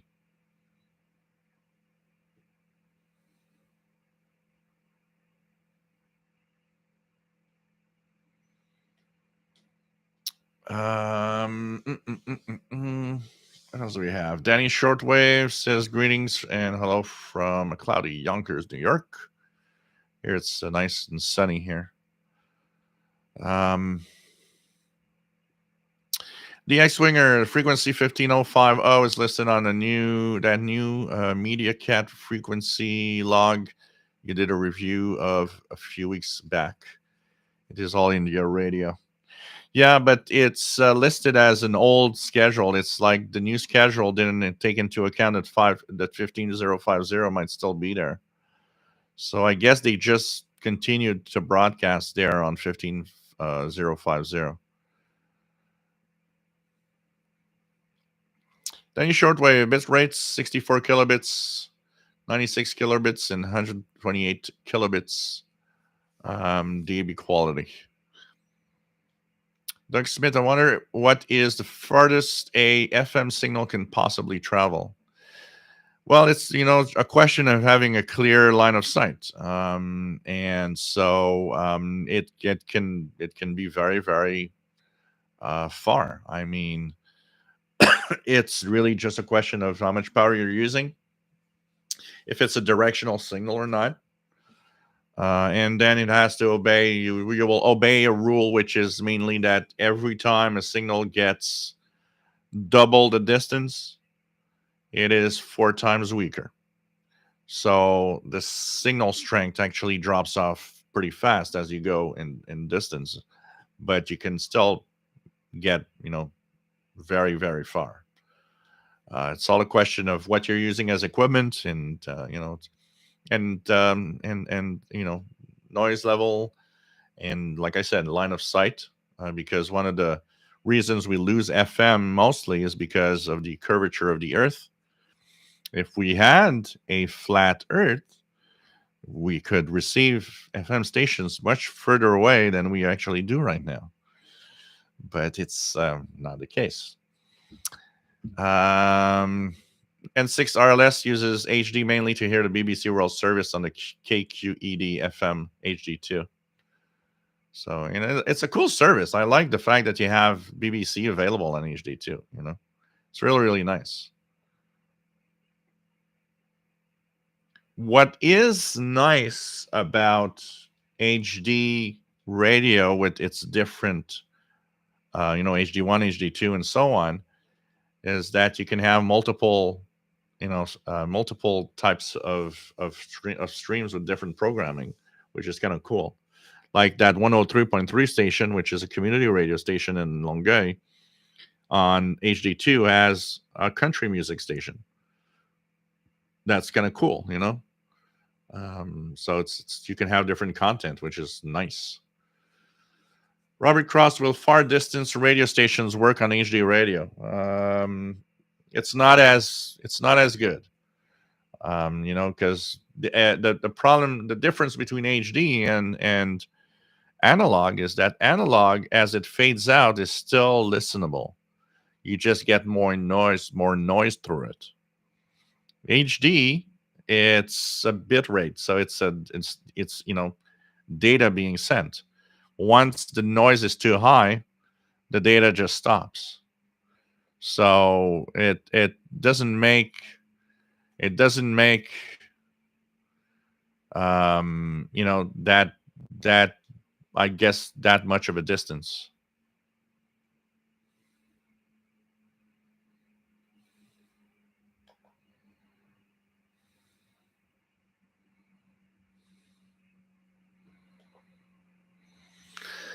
Um, David, nice to have you here from Barcelona, EA3IEK, EA4998URE. Nice to have you on board, my friend.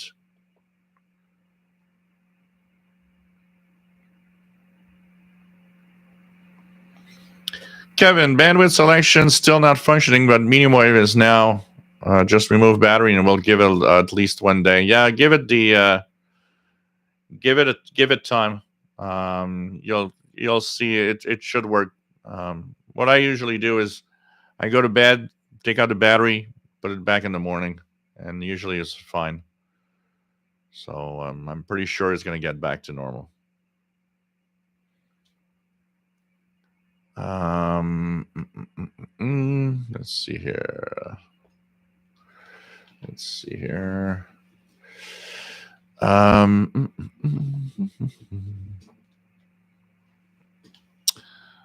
Okay. Ray Boyle, in my opinion, FM sounds better than DAB. I guess it depends how they do it, because here, for example, HD radio, in here, HD radio, and I put my HDR14 on a good stereo amplification system, and HD radio definitely sounds better than FM, analog FM. So I would guess it should be the same with DAB.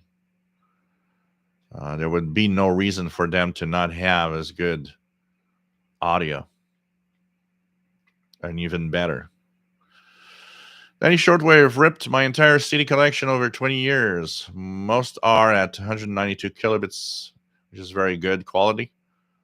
More speech, MP3 around 96 kilobits.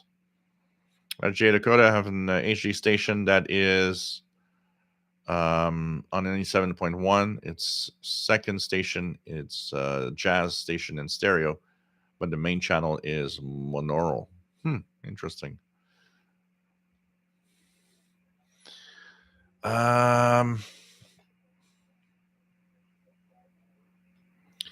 Kino 61 15050 probably continued because management didn't tell the engineers about frequency change. It's possible.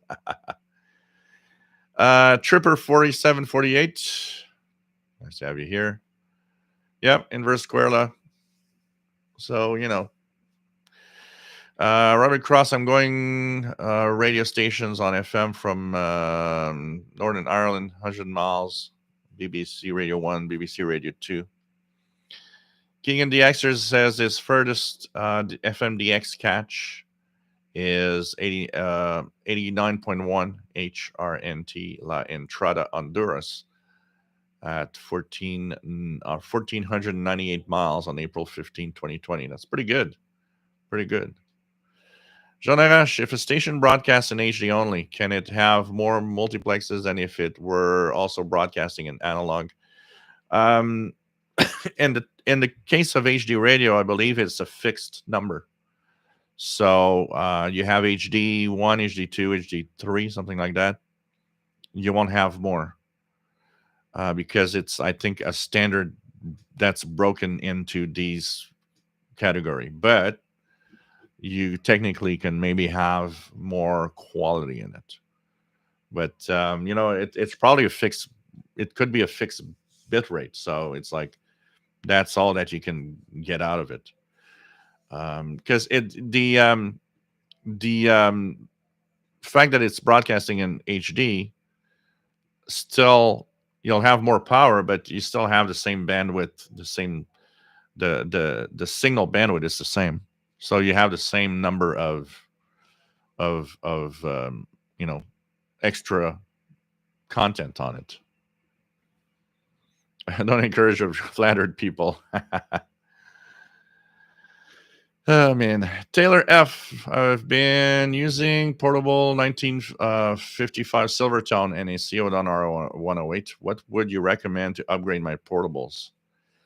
Well, probably, something about that has single sideband would be the nice upgrade. Like a D808, like I just showed here, would be a nice upgrade because it would give you it would give you single sideband, which adds a new world of listening with amateur radio signals, utilities, and stuff.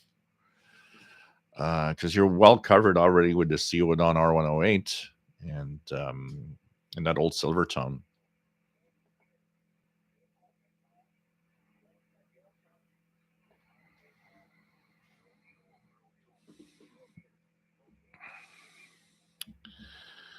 Dave O'Toole, nice to have you here from Dublin, Ireland.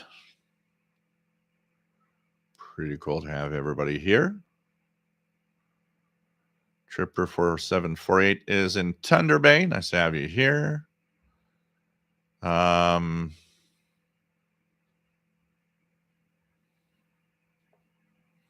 Ricky, relevant HFCC entries for 15150, 0130 to 0230. And yeah. But here's we're really on 15050. So unless they punched in the frequency wrong. Jill, does any digital signal processing take place in the HD radios and receiving HD radio signal? Yeah. Actually, if you listen to a HD radio, you'll see that you are 5 or sometimes 4 or 5 seconds delay. So the signal is converted from digital into a form that we can hear for the audio and all. And there's some processing of information in the device, in the radio itself. That chip, that HD chip that they use, does have some processing on the radio signal. And the rest is, the audio amplification and the quality of the radio itself. Thomas Kitts, nice to have you on board from Upper Michigan. David in Barcelona says, here in Spain, we have some DAB and DAB Plus stations in Barcelona and Valencia. I think also around the Madrid area for now, just in the testing the waters fashion. So FM 87 to 108 is still the most used. Danny Shortwave says Sirius XM bit rates are for standard is 64 kilobits per second, premium 128 when available.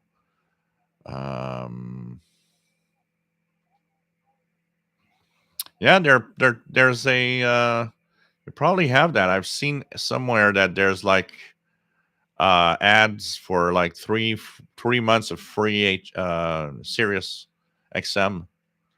You should check get your 3 months free and check it out. Jay Dakota says, I think you have up to 4 sub HD stations, my past experience. Yeah, something like that. So it's the maximum. So you got the main channel in HD 1, 2, 3. So it makes up 4. But that's it. Division 17, nice to have you on board. Jeff in Montreal, nice to have you here. Robert Cross, does the radio you have DAB on it? Nope, it's just HD radio, the standard for North America. Here you don't really see DAB radios because since the standard is mostly used everywhere else, but not in North America. In North America, they'll sell you only the version that has HD radio on it. David, I have both versions of the D808, and one of the things I've noticed is that the refresh rate signal measurement is faster. Yes, there's a difference in speed. That's and the signal measurements is slower on the new radios than the originals. Actually, it's the other way around. My new radio's signal refresh rate is faster. The optimum viewing angle of the display is different. It seems that the new version has been optimized to be seen with the radio in its tilt stand. Let me check that out here. It looked pretty much the same to me here. Interesting. But my new one has a refresh rate of the signal measurements faster than the original. It's the other way around for me, David. And the tuning of SSB, the fine tuning, is reversed.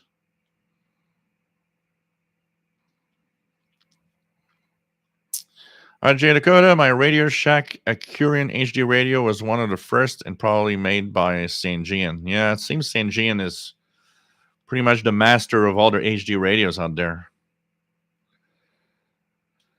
Division 17, which the Eton Elite 750 didn't have its problem. It's such a sweet looking radio. Definitely. It's very sexy. Definitely. Keegan the Xer got my Eton Grundig Edition Field BT and St. Gian HDR 13 from a Radio Shack branded store in Fayetteville, Arkansas.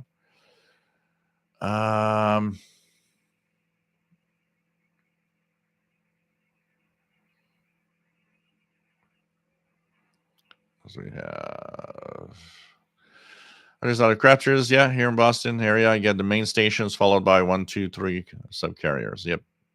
Danny Shortwave, I believe the most HD sub channels on one HD station is 4. We have 2 stations in NYC that have 4 and a few that have 3 sub channels. Fred Waterer, nice to have you here. A little a little dab will do you. I wish too many commercials as a kid.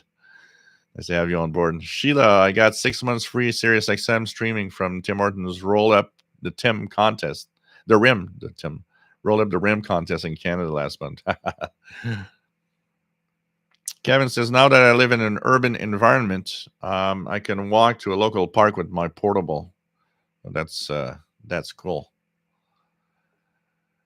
Ricky, to clarify, I made a typo when typing in the chat. So the All India Radio listing, as I mentioned earlier, are indeed for 15050. Okay. Cool. So it is All India Radio. We have confirmation. So pretty cool. So hey guys, I'm gonna have possibly have a new radio. Here's what happened. So there's this guy that left me a comment on one of my videos that asked me what's an email to reach me. So I gave him my email, and I got a message in French from a guy here in Montreal, I guess, or around Montreal.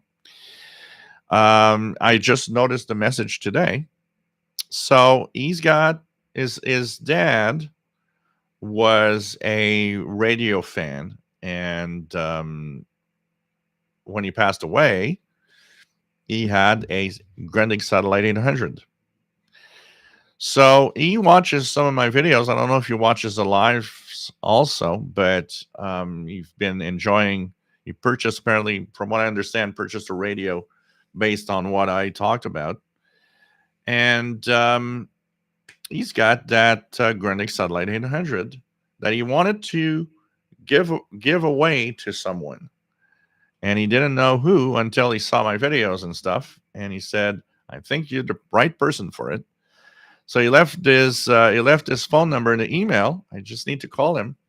He wants to give me the Grundig Satellite 800, which is really cool. So as soon as I'll probably try to call him tonight or tomorrow, Sunday. So this is going to be cool. I'll be adding a Grundig Satellite 800 to my collection thanks to him. So it's pretty cool. Pretty cool.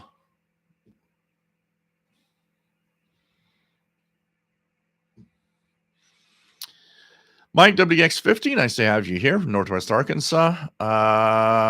David says, I'll have to check then. I'm pretty sure when I got the new one, I was uncomfortable with the refresh rate of its signal reading. Maybe it was indeed faster. Yes, it is faster. You check it out. You'll see that the new one is faster. You'll also see that in SSB, the fine tune is reversed. You have to go in the different direction, the other direction from the original. And I was saying earlier, so you probably saw it anyways. I've got FM Breakthrough, which wasn't present on the original. And the audio is slightly not, when you put it like maximum volume, it's a little less, it's not as strong as the original, but it's still decent, but it's not as strong. And what else did I say about it? That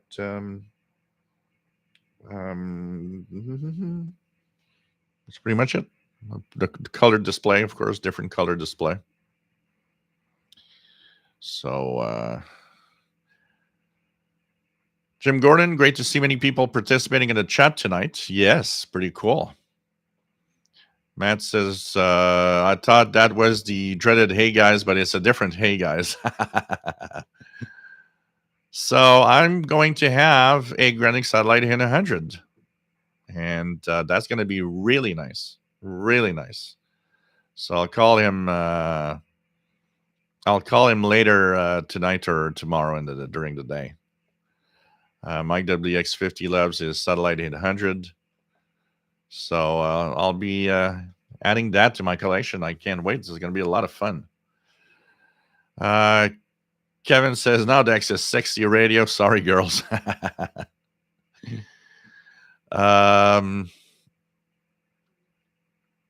DK2 says, I can't wait to see the videos about that. They go for collector prices when they're up for sale. Yeah, I know. I still remember the when I used to fix computers. And actually, that's the first thing I thought. It was, wow, could it be that guy? When I fixed computers, there was a guy, and there was an old man that I had actually fixed his computer several times. He had a Grundig Satellite 800 in his kitchen listening to the CBC. And so I still remember telling the guy, he said, oh, you listen to Shortwave? He says, what's that? He had absolutely no idea that radio listened to anything else than AM FM. And I said, so do you listen a lot to the radio? And he says, oh, it's always on the CBC. And I thought, such a waste of a great radio receiver that it only is used to listen to one frequency of the CBC day after day after day. I thought, you know what?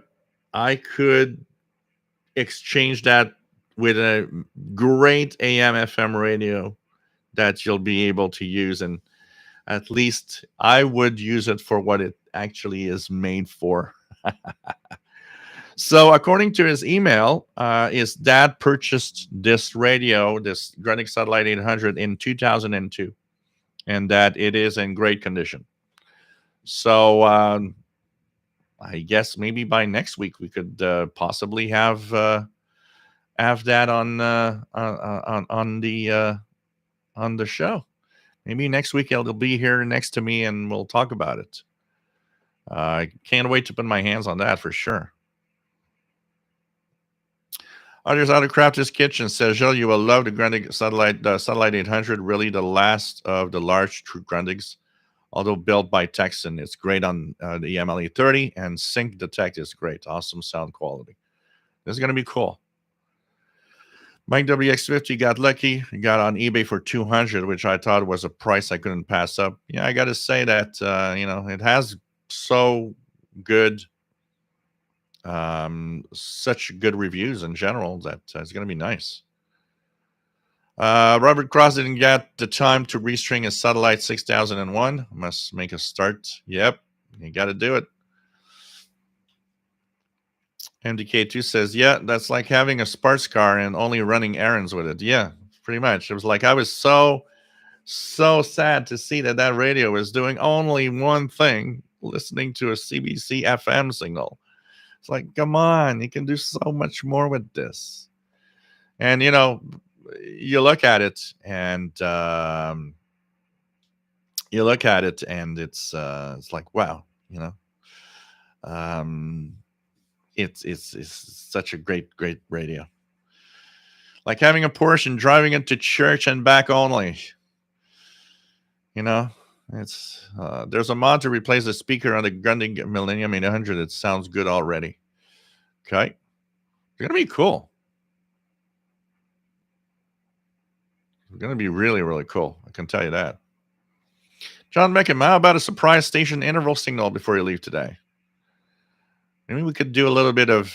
There was somebody asked me this week. Said, "Long time you haven't done this. Would you guys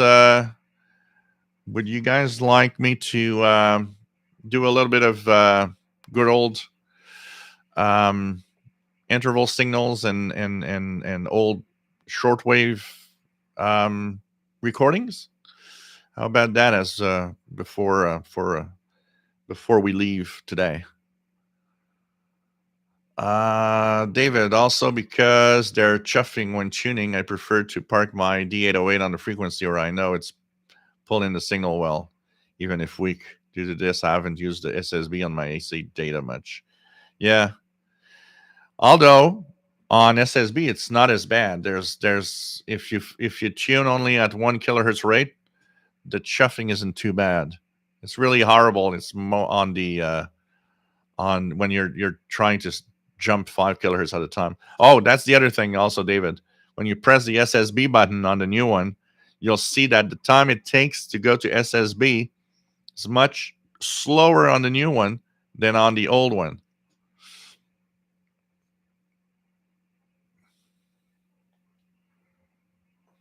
Lunar, that's funny. Actually, I don't even think I ever do much FM listening on my shortwave receivers. Any radio can do that. Yeah. And you know what? It's funny here is that I pretty much never tune FM on any of my shortwave radios. That's pretty much never do it.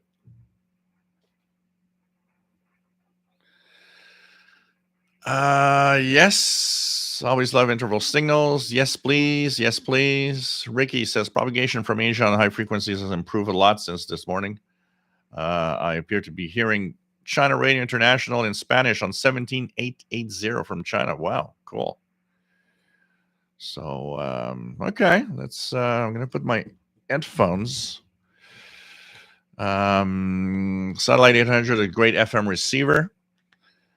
And Elgenbrecht says, my father had a Texan radio. I got it when he passed. Watching your videos helped me to understand how to use it. Thanks for the advice on the signal to noise meter numbers. Yeah. And don't, look at that too seriously. What I have mostly seen over these, whether it's in a signal to noise ratio or a graph bar indication on these portable receivers, it is very, very inaccurate.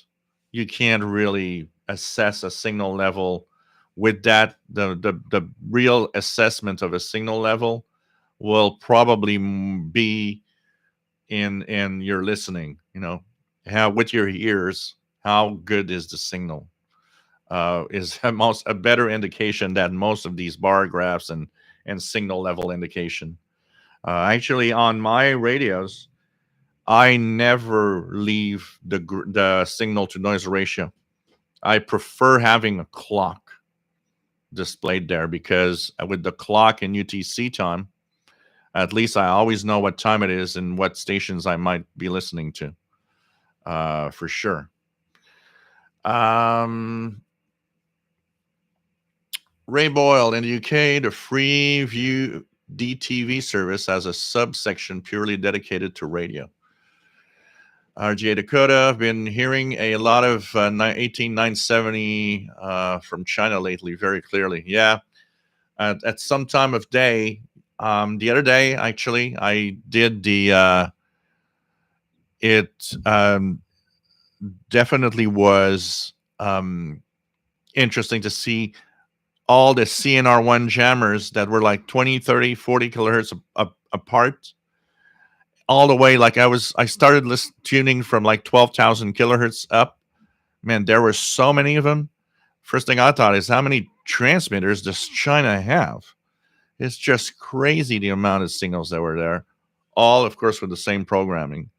I've been hearing a little more of the Fire Drake also with that. At least Fire Drake is fun.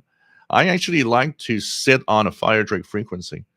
It's kind of entertaining with that, Chinese percussion, fast-paced type music that they play. I find that a lot more interesting than CNR1 that I don't understand what they're saying.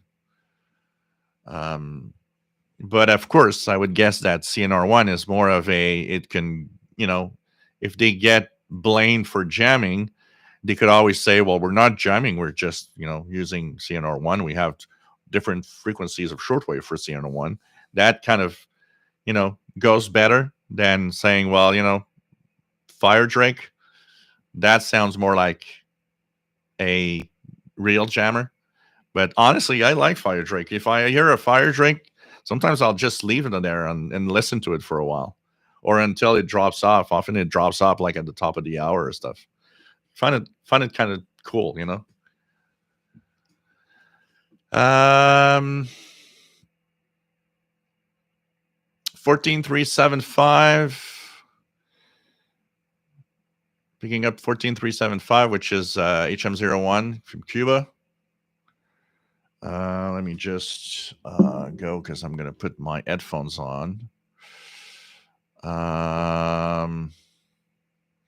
My WX50, this from Radio J Allen. The S meter grossly overreads on FM, but other than that, quirk performance is excellent.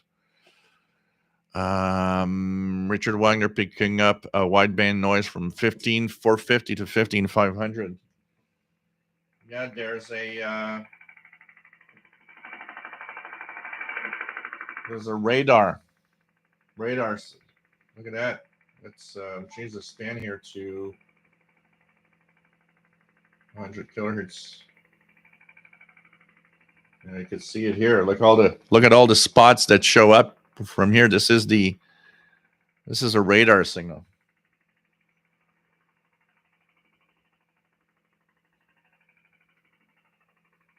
It goes from 15. So it's 20K up, more than that, almost 30, 40K even. Some of them are like 40 on one side and the other. So 15,450 to 15,500 roughly, yeah. It's pretty obvious. Now that is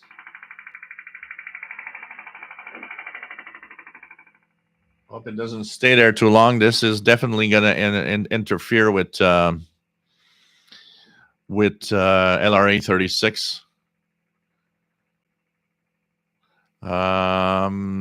David says, yeah, it's true that SSB, the chuffing is somewhat not as pronounced. Still on the annoying side. Oh, definitely.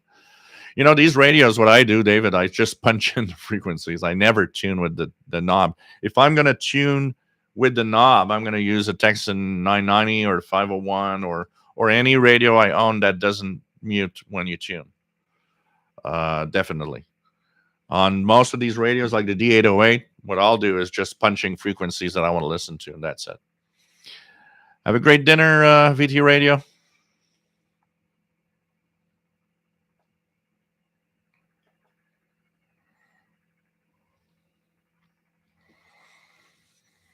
J Dakota, love to go through the upper frequencies and hear all that stuff. Amazing how it comes from so very far away. Yeah.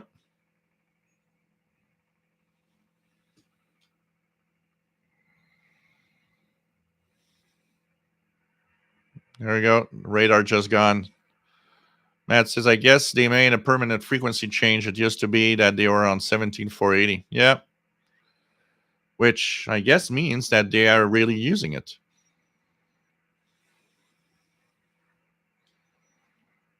David says, I'll definitely do a good compare between both the exchange datas one of these days. To be honest, I got the newer 808 when I thought I had lost the other, which then appeared by chance. So now I have a backup. Losing your radios. What is that? Losing your radios. KW61 says, I used to enjoy fire drink in the morning before I went to work. Kevin says, I'm out with my Ethon E5 in Victoria Park, downtown Dartmouth. No antenna, though. Ricky says, there's so much spectrum on HF. Why must radar and other stuff intrude on the broadcast bands? Look, they intrude on the broadcast bands. They intrude on the amateur bands. They just don't really care. Honestly, they just, go wherever they want. It's like when WWCR was complaining of the 6115 frequency having a RTTY signal. And it turned out that the RTTY signal came from the Azores, and it's the U.S. Navy that was sending it. And what was said on that on that special on their show, the um, Ask WWCR.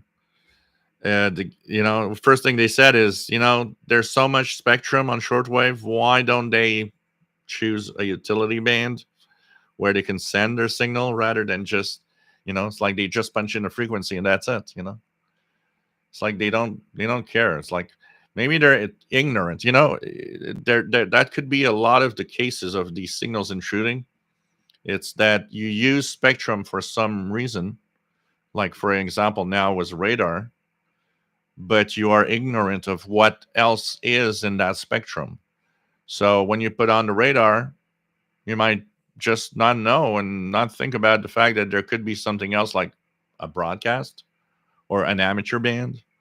So I'm sure that some of these people are actually don't have the knowledge. They just have a knowledge that, this is how these frequencies behave, but don't know what's on them.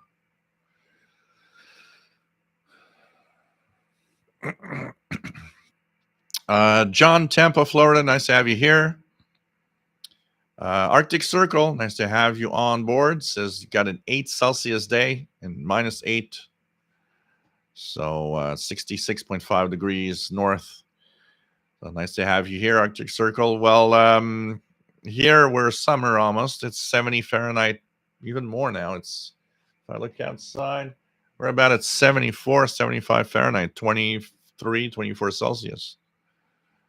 23 point something from what I could see at the distance here.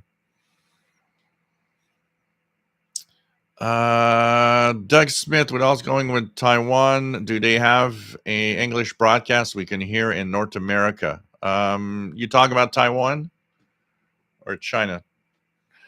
Taiwan has English. It doesn't have, unfortunately, anymore a broadcast to North America. But they do have English on their schedule from Taiwan. That I haven't heard. I've heard Radio Taiwan in French from a relay in France.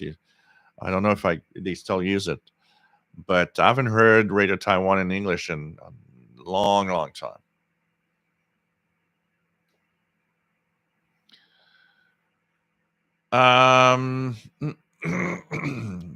Darren Rogers, was it a radar signal coming from Russia or China? I don't know where this one was coming from. I would need to go back to the website that has all the recordings.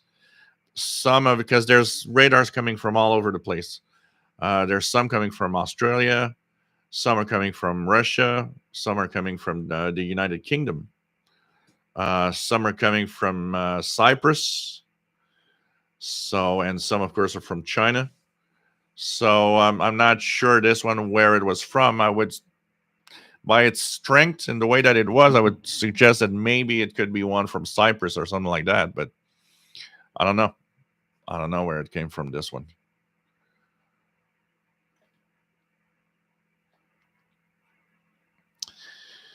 Cool, John. Nice to have you here. Happy birthday in advance to Robert Cross from IC. Robert Osborne, hi from Niagara Falls, listening to Buffalo Airport Air Traffic Control, enjoying a pint of beer. Cool. KW61 says, I think of the opening of Spaceballs and their bumper sticker, we break for nobody, when the government codar signals. Fred Waterer says, I listened to Taiwan in Spanish the other day via WRMI. Yeah, they are on the WRMI in Spanish. I wish they'd have an English broadcast. It'd be cool. Joseph from San Francisco Bay, California. Nice to have you here.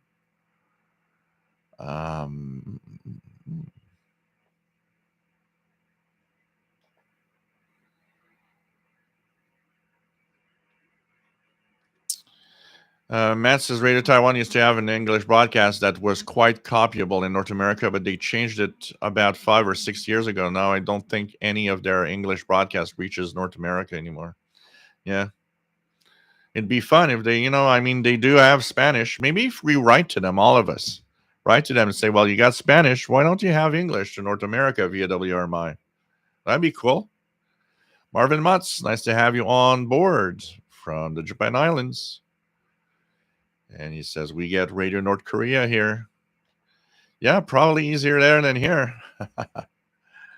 Mike WX50, I logged Voice of Free China, Taiwan on 15/2/70/1981.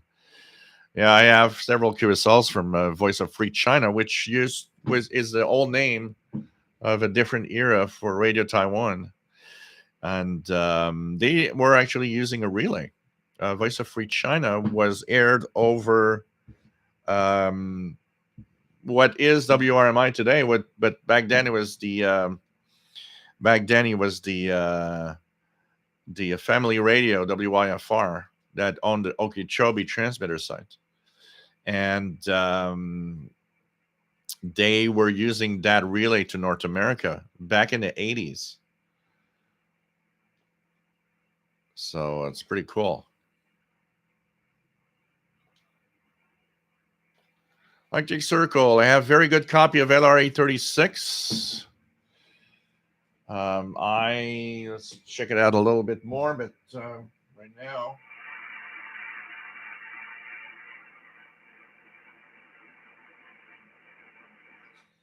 I might have a very, very, very faint signal, but it's very, very faint.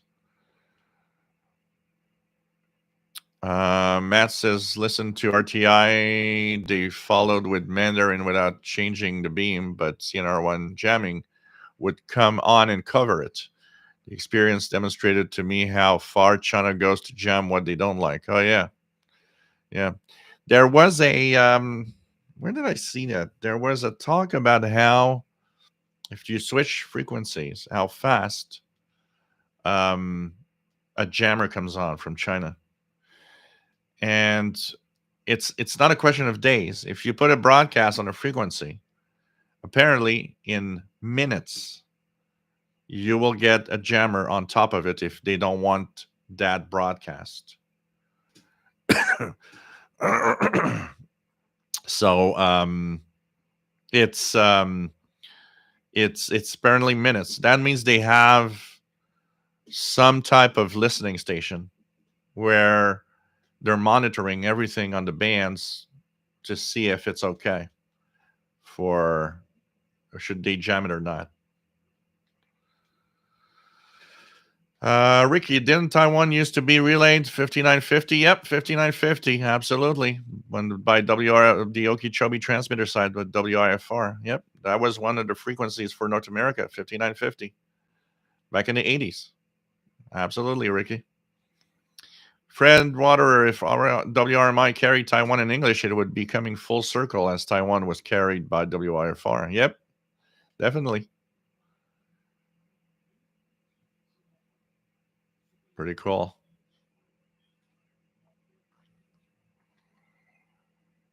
Rotten Animal. Radios are a great hobby. I rebuilt old tube radios for fun. Some of my radios are almost 100 years old, and they work as good or better than they did when they were new. So, yeah, pretty cool. Pretty cool. David says, same here, Joe. My D808, I basically used the original, has the program listening role, punch in a frequency. And in my case, many times, Algeria 963 or radio Capodistria 1170. Danielson, nice to have you on board. Was talking to Tampa, Florida yesterday on 27545 from Melbourne here yesterday. Wow. Pretty cool. Keegan's remembers WIFR. Hey, we're going to start with that interval signal. I know you want to hear it, Keegan DXer. John Beckham, living here in the Northeast Florida, I can keep my antenna fully collapsed on my radio and still get Radio MRT very loud. I can imagine, because the program is sent towards your direction, sent to Cuba. Even here, we're technically on the backside, and Radio MRT is extremely powerful. Fred Water, Harold Camping was 02 on End of the World Prophecies. I think that almost did in family radio. Well, if you remember that second time that he actually announced that the end of the world was about to arrive and gave a date or something. That's second time. That's when, not very far, very, very long after that, I believe that's when WIFR stopped shortwave and sold a transmitter site, the Okeechobee transmitter site, to WRMI. It kind of ended not far after that. I mean, he was able to pull it once, give a date of end of the world, but not twice. Rob Q says WRMI OTH radio, old time hour radio show rocks. North America, Saturdays at 23 UTC on 9395. John Temple, Florida says that he is blown away a few days ago when I caught Gander Radio 5500 USB on my SH Data indoor telescopic with antenna near my window. Again, I was surprised. Yep, definitely, and they're you can hear a lot. It's surprising what these little radios. It's really comes down to the noise floor. If you have a decent receive capability, not too much noise, these little radios are great. Greg, how much does HD radios cost? They're a little more expensive than standard radios. My HDR 14, I don't remember how much I paid, but it was $150 or something, Canadian dollars. Of course, it's less expensive in the US. Rotten Animal says people are surprised when I play a radio station on a radio almost 100 years old. Yeah, it is. Always. It's kind of cool. Joseph, one very interesting thing that I noticed with the Qatar Kiwi SDR, as soon as the Iran-Saudi deal was reached recently, pretty much all the jamming of Iran medium wave stations pretty much went away. Yeah. Danielson says, by the way, great show as always. Thank you very much. And cheers from Melbourne. Nice to have you on board, my friend. Always nice to have people from down under.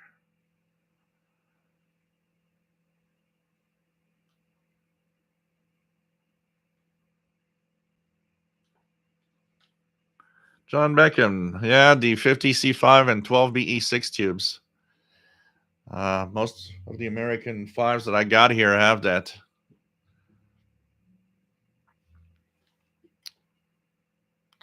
David says, with the 808, I know that even if there's QSB on the signal, I still do a good job of keeping it audible. 80K, Jill's new haircut looks sharp.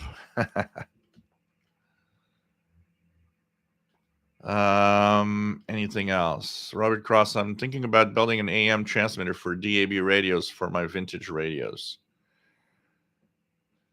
AZ, shortwave TV, nice. Yes, shortwave TV. That's pretty much what it is. Welcome to shortwave TV, 24 hours shortwave. So hey, let's get to our interval signals, guys. How about that? And by the way, a couple of weeks ago, I was talking about a new appearance of a interference on my shortwave radios. And you know what? I pinned it down to a smartphone wireless charger. So it's like, yeah, okay, now I know. And I unplugged it and it went away. So I was the one that was responsible, and I just didn't think about it at all. Okay. Let's, I'm just going to start this and go to intervalsignals.net. And okay, let's start with one that we just talked about, which is WYFR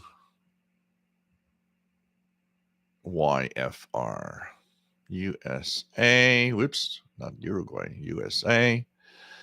And let's go into here. And here we go. Here we go.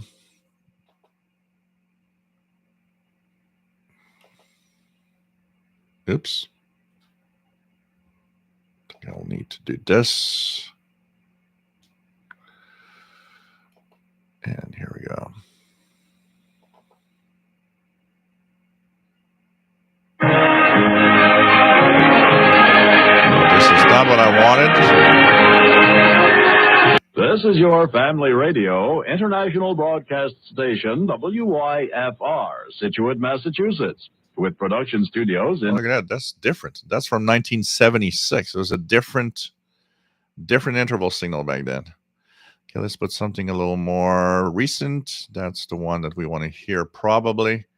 Here we go.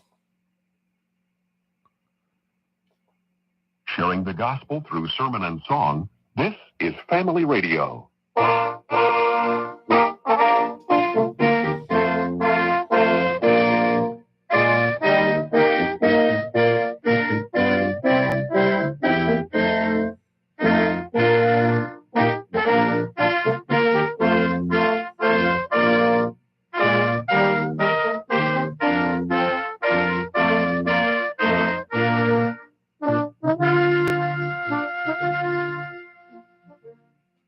Yeah, that was a big one on back in the day. That was a big. We would hear Family Radio WRFI everywhere. I enjoyed their mailbag show on the Sunday. I would listen to their mailbag show. I thought it was fun to listen to, and that is actually where I knew for the first time ever that I wasn't alone doing this. You know, because you get a shortwave radio, but no one that does that. So I started listening around, and I came across by accident their mailbag show on Sunday, and I would listen every Sunday to the mailbag show. It was my Sunday listening, and I found it so cool to hear from people all around the world that were listening to shortwave. And so it was kind of cool. And that was my first QSL card also. I wanted to start, it's like, okay, I want to get a QSL card. My first, what station should I? So I thought, well, I hear WYFR well, and I listened to their mailbag show. And that was the first one that I did. I actually wrote WYFR after while listening to a mailbag show. And I was thrilled about roughly 3 weeks later to get a letter in the mail with, QSL card, their schedules. Back then was very popular to send your schedules so that the times and frequencies. That also was fun for me because it was let's try all the frequencies, see which ones I hear, which ones I don't. So it was kind of cool. It was kind of cool. But I loved their mailbag show a lot. It was one of the fun listening of WRFR, and it's kind of cool.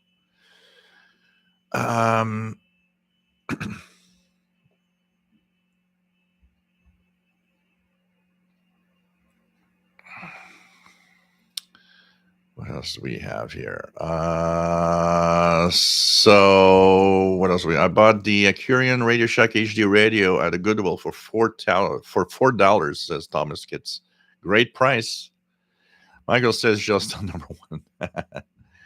So there you go, Keegan. You had your interval signal.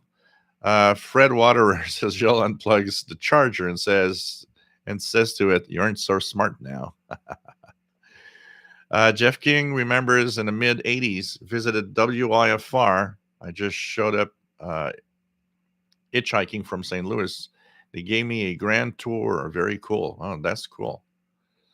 Yeah, smart often means a lot of noise in the circuitry, definitely. Fred Water, WRFR is always very listener friendly.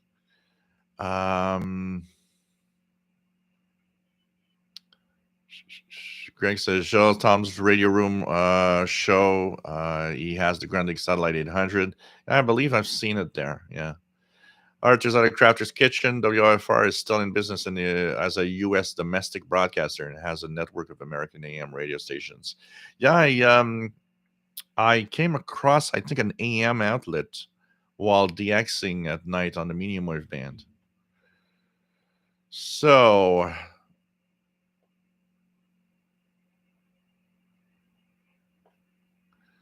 Ima Dabas, nice to have you here from Algeria. Bienvenue. Sir Maximus Hardwood, nice to have you on board. We are in the middle of some interval signals here. Chaz Tank, interval signal shows have been awesome. What else do we have? Danny Shortwave says you can buy the Insignia NAS HD Radio 2 tabletop FM HD radio is the cheapest HD radio for around $40. Well, that's a decent price for an HD radio.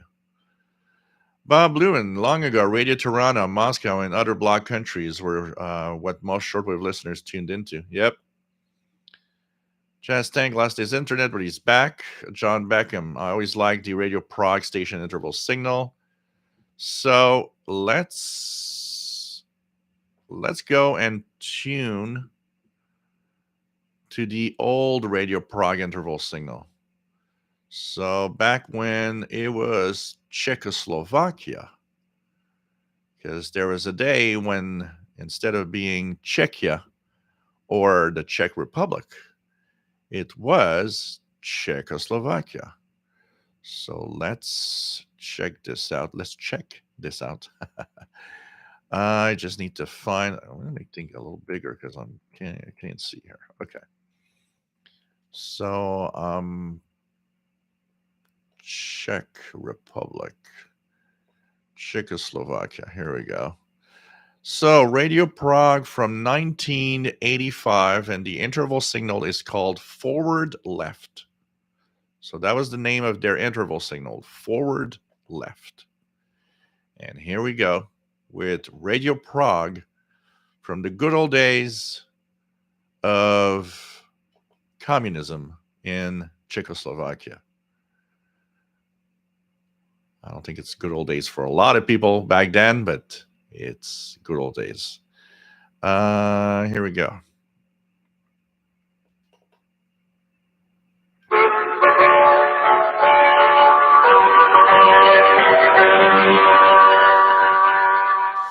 This is Radio Prague, Czechoslovakia.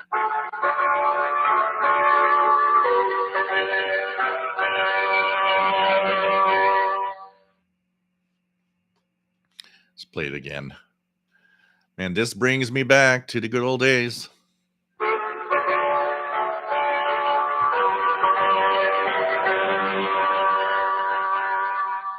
This is Radio Prague, Czechoslovakia.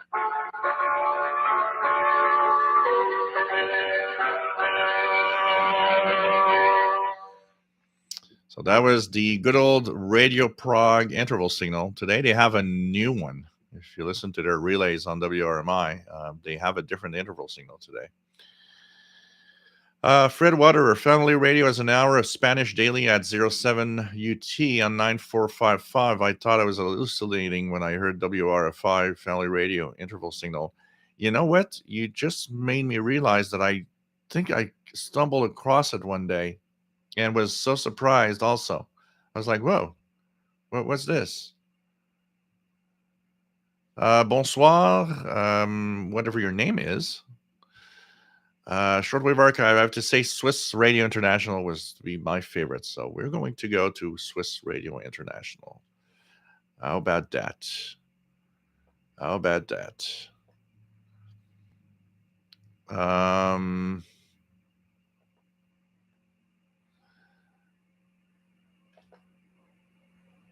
Fred Water, anyone remember when Radio Prague used to have a music segment where the presenter would give you a countdown to start your tape recorders? Arctic Circles got good copy of WRMI 15770. And 6RLS listened a lot to Radio Prague back in the day. Yeah, we got several QSL cars there from Radio Prague back in the day too. And some more modern from the year 2000s also, when they were still using their own transmitter site. Rotten Animal, my girlfriend has a battery charger for my batteries on the boat. It's in the garage, and it causes lots of noise for shortwave and ham listening. I told her to charge the battery at night. Yeah. Mike WX50 have logging of Czechoslovakia 7345. That was one of their frequencies in 1981. They were talking about the start of the new 5-year economic plan. Must have been interesting listening, huh? No problem, John Beckham. Chastain, good old days of communism. It's good commie music for all good commie people. Ray Boyle, I've got a Satellite 800, nice radio, but noisy microprocessor. Oh, okay. That's going to be interesting to check out. Definitely. Artist Alec Crafter says, microprocessor on my Satellite 800 is that quiet. Want noisy? Try the Sony ICF 2010. It's relative. Toast and Loaf, nice to have you here. So here we go with John Beckham says, yeah, 7345 was the main frequency of Radio Prague, as you mentioned. Yep, definitely. It's if you have one frequency that you give that I would remember a station on, 7345, definitely. Radio Prague. And you guys remember when the Czech Republic and the in Slovakia became two separate countries? If you guys remember, the frequencies used by Radio Prague were shared with Radio Slovakia because they probably used the same transmitter. So both were on the same frequencies and alternating between Radio Prague and Radio Slovakia, basically. Okay, let's move on. And we want Swiss Radio International. So let's go to Switzerland. Love Switzerland. I have a lot of QSLs from them. I would listen to their French language program a lot. It was one of those stations that really I enjoyed. And what I really liked, a lot of stations broadcasting to North America back in the day had English and French because they wanted to have the Francophone listeners of Canada also. So often they would follow each other. And I had the privilege and the fun of, if I listened, say, to Swiss Radio International, often I could listen to their English language and then they would switch to the French language. So I had twice the amount of fun listening to these stations because I understood the French language, which was a lot of fun for that. So, I wish today that I would have known even more languages back then. There would have been a lot of stuff that would be interesting also. And here we go. We will now listen to, here we go, Swiss Radio International. And here we go.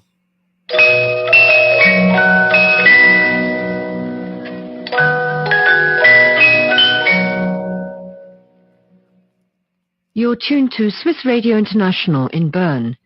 Stay tuned for our programs to Southwest Europe in English, German, French, and Italian on 15.315 MHz.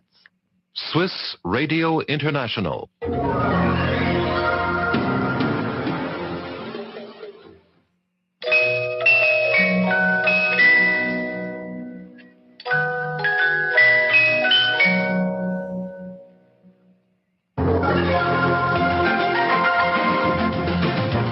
Radio Suisse Internationale.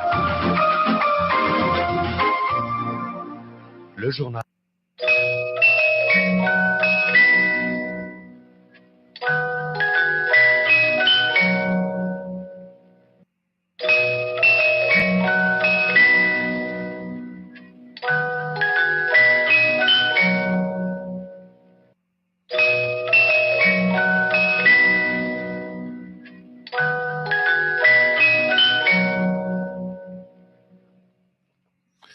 Definitely one of my favorite stations on shortwave. I miss Swiss Radio International. I miss a lot of stations. I think we all do probably.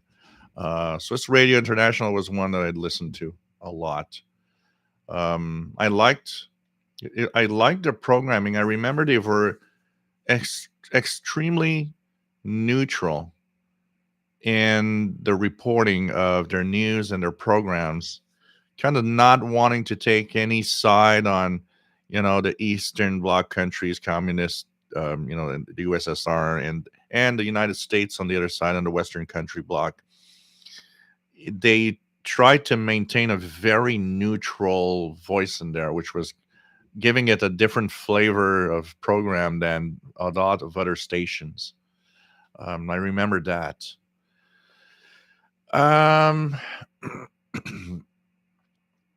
KW161 says, if you want the results of the 5-year plan, you record Radio Korea pencil factory information. King and the Xer having a Texas tea brand Brownsboro blueberry green tea. That sounds good. Shortwave archive, Swiss Radio International, 1930 to 2004. The Wind, 1960. Nice to have you here. Esteban, ¿cómo está, mi amigo? From Buenos Aires. Nice to have you here. And what else do we have? Mike WX50. Yeah, the shortwave merry-go-round from Swiss Radio International was one of my favorites. Yep. John Beckham. Wow, Baron 15315. Yeah. Chaz Tank, I'm jacked up on Mountain Dew and Red Bull. Fred Water, the jazz version of Midnight in Moscow on Radio Moscow World Service was very cool. Oh yeah. That was. We're gonna end the show with that here. Considering the source, I always enjoyed Radio Netherlands as well as Radio RSA. Yeah, it sounds like a music box, Keegan, definitely. Mike WX50 had a news program called Dateline. Yeah. Oh man. Michael Sother says Swiss broadcast in Esperanto too. Oh, that was a big thing. I remember the big thing about Esperanto. Anthony France, you ought to do a show on number stations, past and present. You know what? That's a good idea. And have a couple. The problem with the number stations is I get flagged for copyright infringement by the guys that have that CD. And I always have to fight them back every time. I hate that. Jay Dakota says, Radio Australia, universally recognized and most missed. Yep. Yeah, Radio Australia, definitely. We're going to go with two more with the letter A, actually, because you made me think of another one also, which I enjoyed. Mickey Dalmage, nice to have you here, says Radio Japan had a great interval signal back in the day. We still hear it. I heard it the other day. If it's the same one from the old, from the 80s or 70s, I heard it before the French language broadcast the other day. John Wickham, you were exactly right, as Radio Switzerland was very conservative and careful in their commentary back during the Cold War. Yep. It was one of those countries that just didn't want to take a side. They just wanted to say it as it is and not seem to be taking any sides. Chaz, thanks. Some of those interval signals were beautiful, but some were interesting, like cowbells. The one that's interesting is Zimbabwe, Radio Zimbabwe, which had apparently all the animals that you hear in their interval signal was done by the staff at the station. So others out of crafters, the Swiss in general have always been neutral in tone. It carried into SRI, yeah, because even in the Second World War, I remember that Switzerland Radio Botswana. Yeah, not Zimbabwe. Thank you for the correction, Nikki. I don't know why I said Zimbabwe. Radio Botswana. Um, the even in the Second World War, Switzerland was always keeping neutral.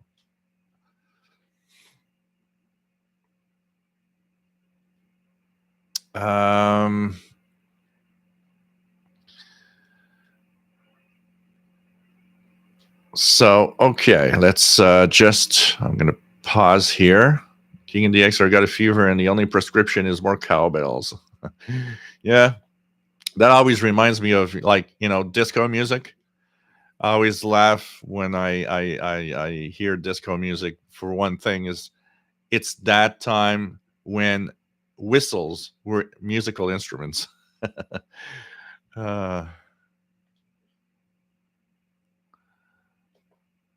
Okay, so 2 stations starting with A. We're going to start with this one,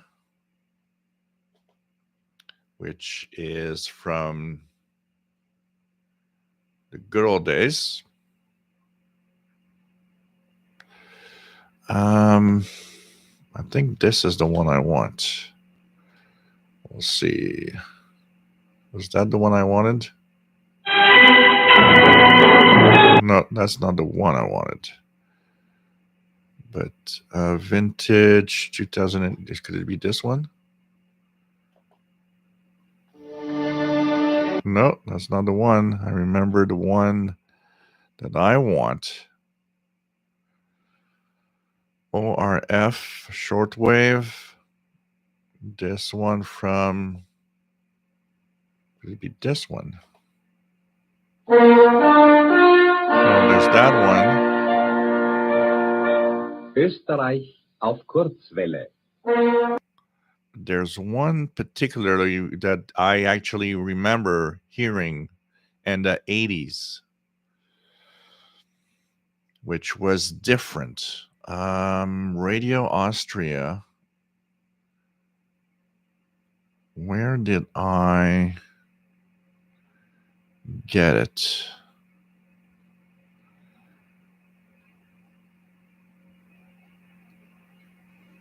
It's not this one. I have a background noise, which is kind of interesting.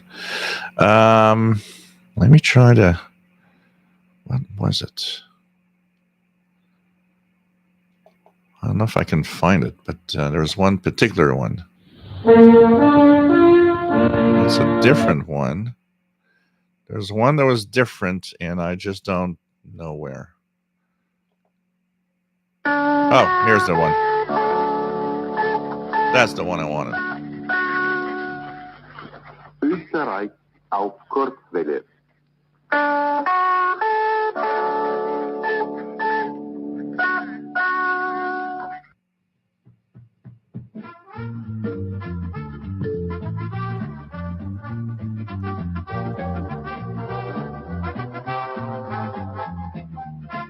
So this is Radio Austria International.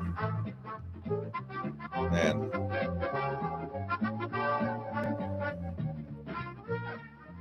Austrian Shortwave Panorama. Austrian Shortwave Panorama. Today with Sounds Like Austria.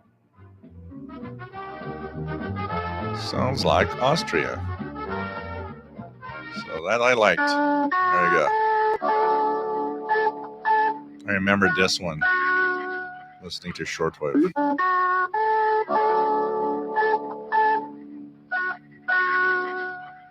So that was Austria, one of the multiple Austria. They were, it was the Blue Danube, but at various ways that they had it. I got a lot of QSLs from Austria. I remember receiving my first letter from them. Oh, man, it was so cool. So cool. Radio Austria.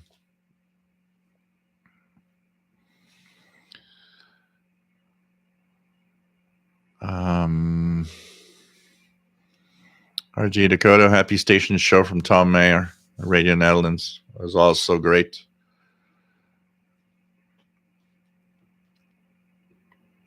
Yeah, of course. We'll talk about We'll celebrate your birthday, absolutely. In 3 weeks' time, Robert Cross. So, okay, the other one, of course, this one is one of the biggest missed stations probably of the day, and it's totally understandable. I think I already have it downloaded here, and here is... Which one is it? Trying to find it. I'm going to find the proper one. The proper one for... Nope.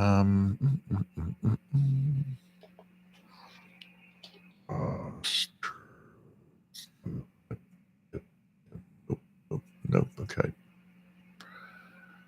Okay, let's just get it from here. So you are watching the Interval Signal show right now at the end. So this is one that is deeply missed. And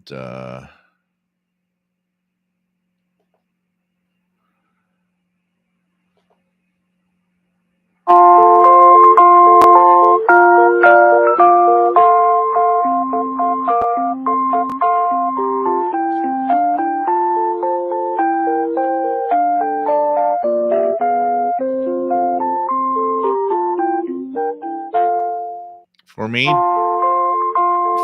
that and early morning goes together. 9580 kilohertz.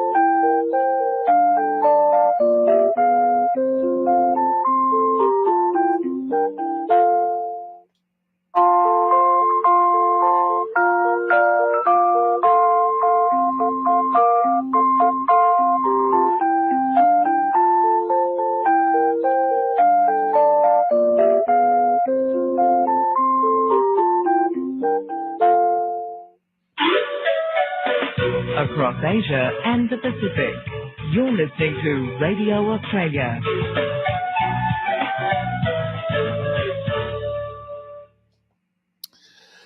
That was early morning, and so cool back in the day.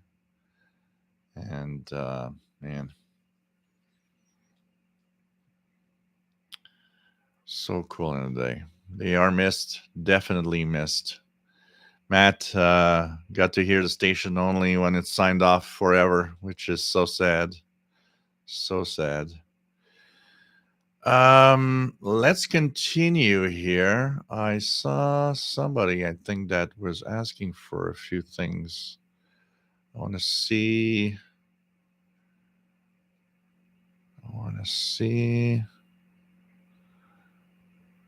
I saw some names of stations here. Rye, Elversum, Holland. Rye.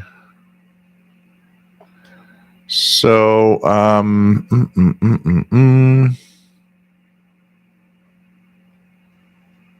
let's check for others. Of course, the if we go here to one that is also a station that we're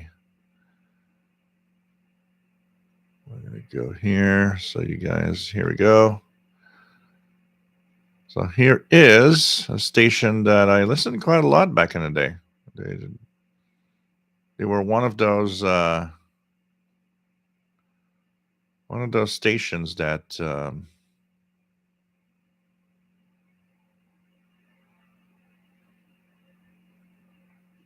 okay, I think this is the one that I want. This is old. I think this is the one I want. You guys remember this one?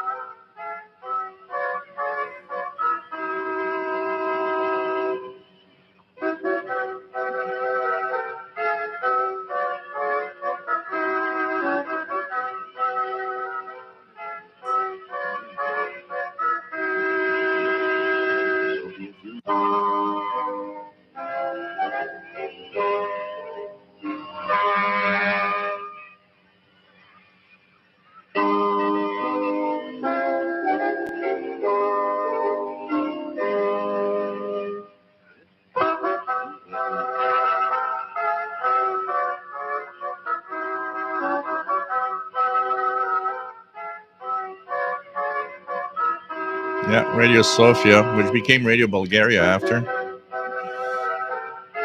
Radio Sofia.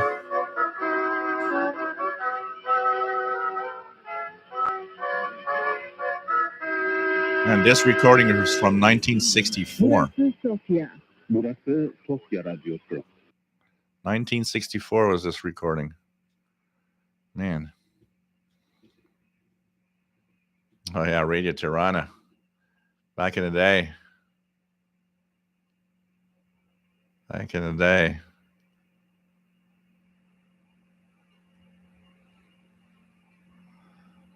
Yeah, Waltzing Matilda, Radio Australia. Radio Tirana, I mean, they have a beautiful interval signal. You can still listen to Radio Tirana via WRMI. I believe they are still on their schedule. Just to give you an idea of communist times versus modern times is very interesting on Radio Tirana. So if I look at Albania, so this is what it sounds like today, which is very beautiful, by the way.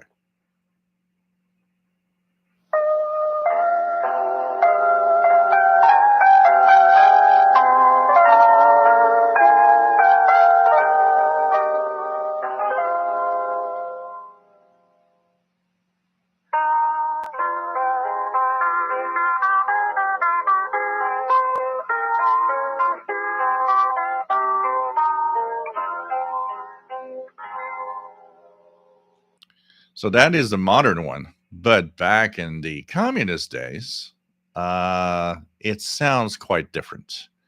So here is the communist day version. And the name of the interval signal, because it has a name, is with pickaxe and rifle. That sounds very, very, I don't think that's going to win the Nobel Peace Prize with a name like that, with pickaxe and rifle. Here is the communist days of Radio Tirana.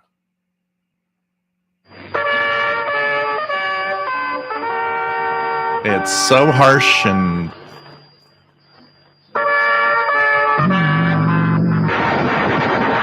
and look at that. It even had that part jamming of the Russian jammers.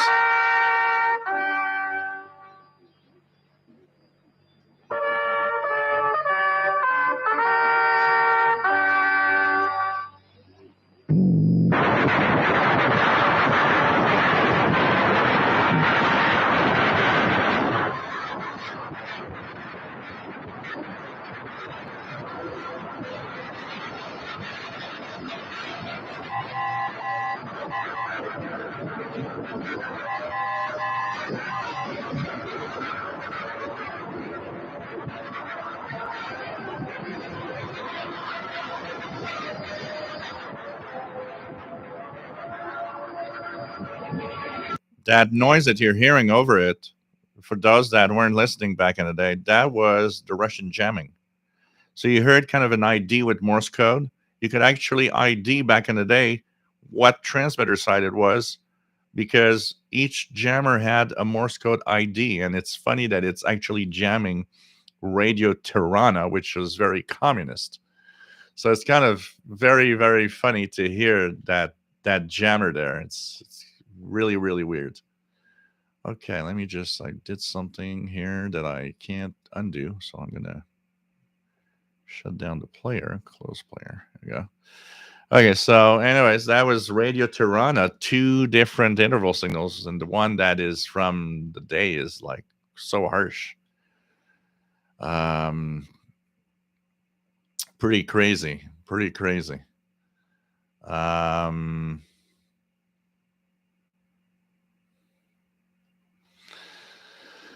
Dean says, a remembrance of a simpler time in my life. So many fond memories. Yeah, it's like me, being in a teenage boy, discovering the world. Ricky says, speaking of interval signal, back in the flip phone era, I programmed the birds from Radio New Zealand International as a ringtone. Imagine you put Radio Tirana communist days of an interval signal on your phone as a ringtone. That's going to wake up half of the people around you.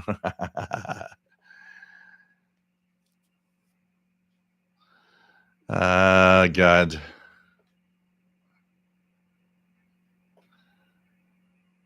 Musical brutalism. I like that. And 6RLS says, I remember the old Radio Tirana signal. Yeah, behind the iron curtain. Chastang says, pickaxe and rifle. You don't use the pickaxe and the state will use a rifle. And they were so strict, and it's like was crazy programming. That was the worst station in terms of communist programming. A lot of other stations was so much better. Don't take it so hard, Robert Cross. John Beckham Jammers, they were scary back in the day as a young boy. KW Lin 61, I remember picking them up when our ship was in the Mediterranean Sea. They make Voice of Korea sound like a modern rock station. Bob Lewin says we're bringing back lots of memories from the 60s and communist days. And back then, the communist countries would talk about how wonderful their harvest was. Yeah. There's a lot of talking of, and both sides, the tractor production from communist stations. Yeah. John Beckham, I remember the sounds of Radio Moscow with 8 kilowatts of power. Yep. And I mean, they were everywhere. There were so many places at the same time. Let's check out. Somebody said Luxembourg. Do I have something that could be? What do we have here from Luxembourg? Here we go. Luxembourg, Radio Luxembourg, vintage.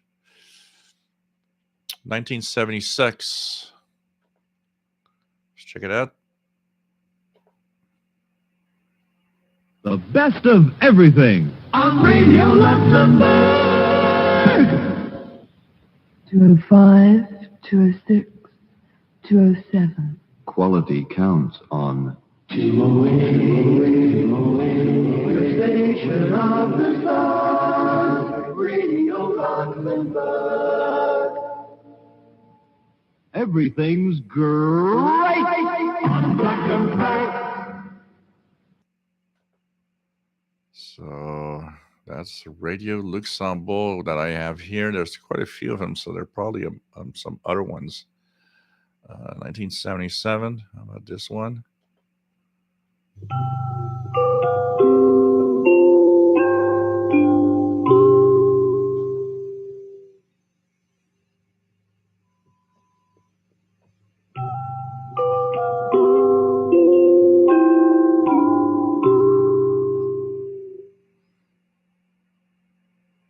Yeah, Voice of Korea or Radio Pyongyang. Yeah, that's the closest of what Radio Peking, the old Radio Peking, Tirana. I'd say close to Radio Peking. That's what Radio Peking was pretty much in the day. Rainbow Albania had sexy tractor ladies. God. Radio Luxembourg, Artisanal Crafter's Kitchen. I think I have a Radio Luxembourg Curacao and had tried for a while. David's Radio Room. I was a regular Radio Luxembourg listener when I lived in Europe. You know what? I think I've never heard them on shortwave ever. Never was able to catch them. Yeah, Radio Moscow. The number of frequencies they use is just crazy. Radio Peking was once a powerhouse. That's a tough one, Radio Peking, for here in the East Coast, because it was one of those Asian stations that you had to receive direct, unlike China Radio today that's using, relays to get here. Okay, let's check out here. So we were talking about Botswana, which was done with so all the animal sounds you will hear were made by the staff, apparently. So Radio Botswana.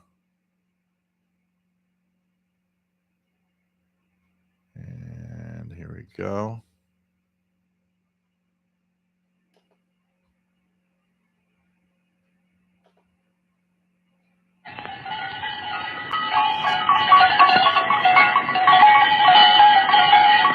And by the way, the interval signal has a name. It's called Blessed Be This Noble Land.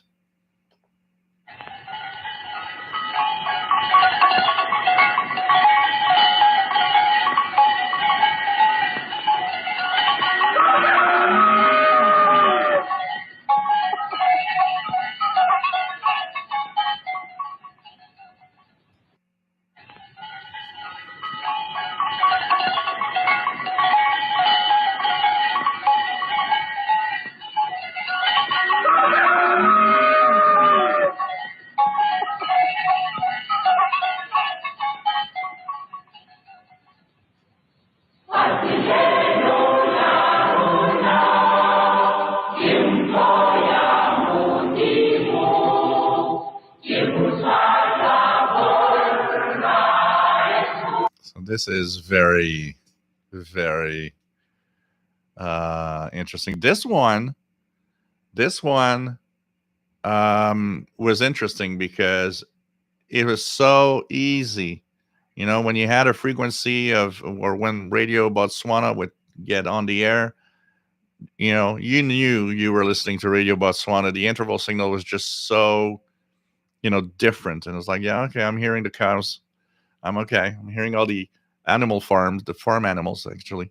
So it's like, you know, man, Radio Mayak. Radio Mayak. Let's go here. Let's go to find the country here.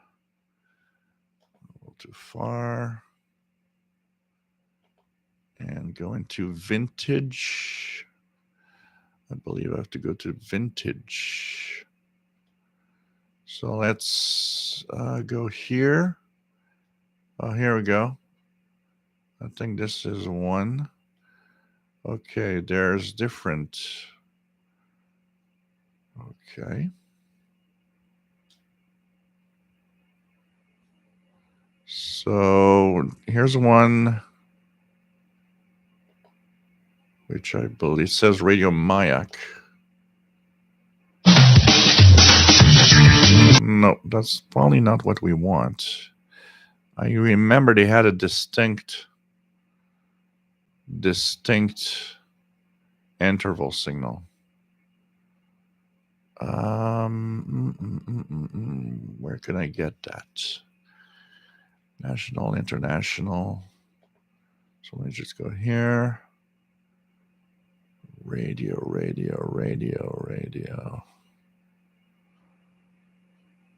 This is not here. Huh. Trying to find anything. Radio. Nope, that's not what I wanted. I think I clicked the same thing. Vintage clips of radio. They had a lot of stuff on the air back in the day. Radio.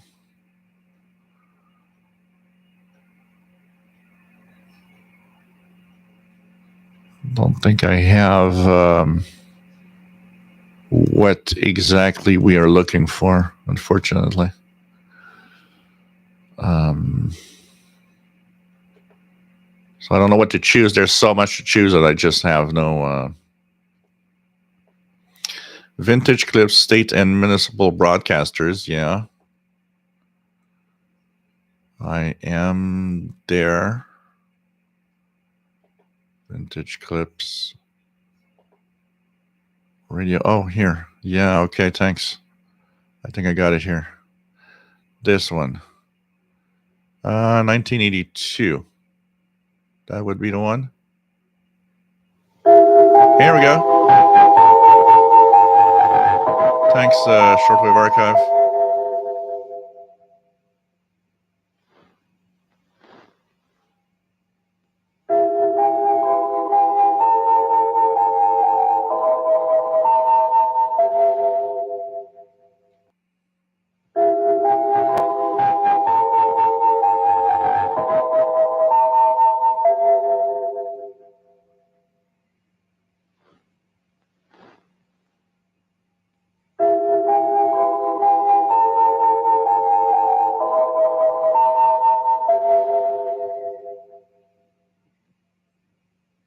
Yeah, that it is. It's kind of those soft interval signals. Those that were always the ones that I found peculiar when I would listen to the band. Yeah, the shortwave bands, and you have a pretty quiet band, and there's one station there, and you hear this little soft interval signal. Is almost I found that to be like almost you know um, almost scary. It was weird the feel you had with these very soft interval signals. Um, One that I particularly loved. 145 SFG says Mayak interval signal is still used now. So it's the same interval signal still today. Yeah, haunting is the word. It's haunting. Of course, one that I really, really loved. It was a beautiful interval signal. It's sad that it was on a day when the country was a little bit in a turmoil, but this definitely was one of my favorites.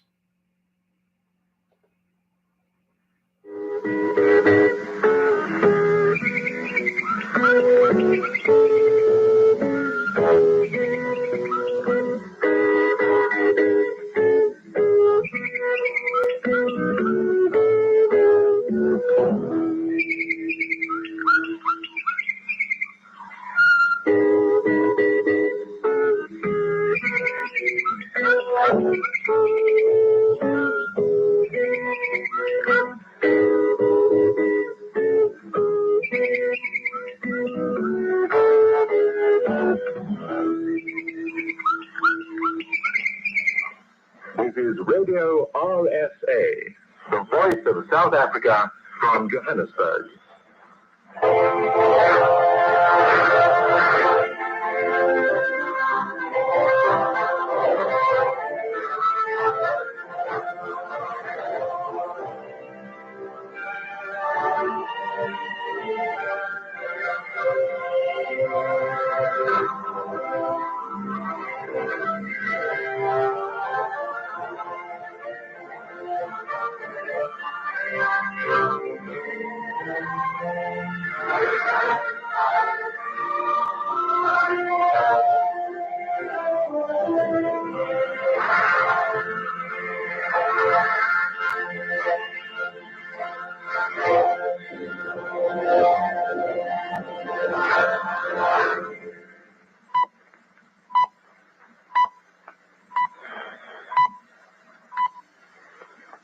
Six hours, Greenwich Mean Time.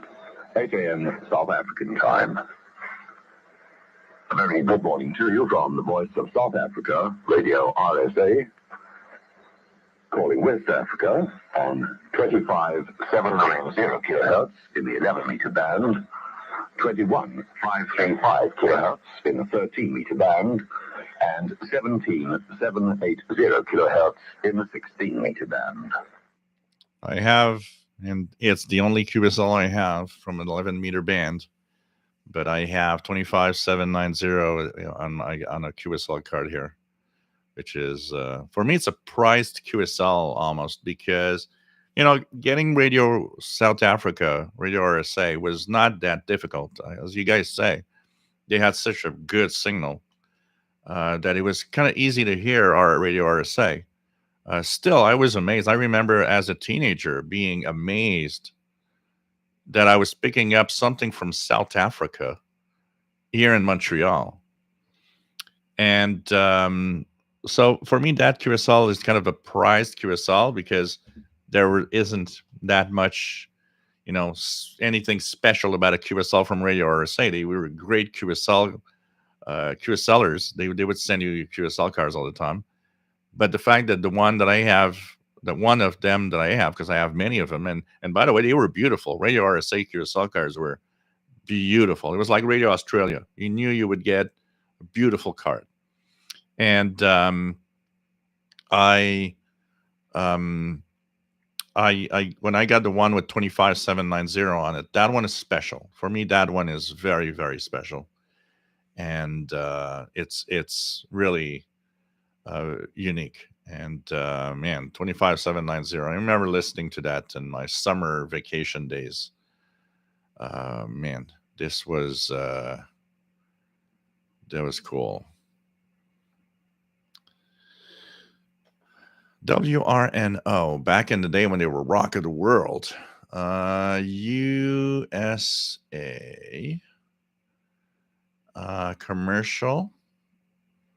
And let's go down to WRNO.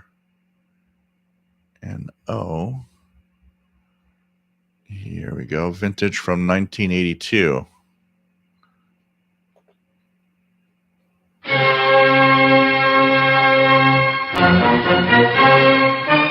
This is WRNO Worldwide, broadcasting from the United States of America.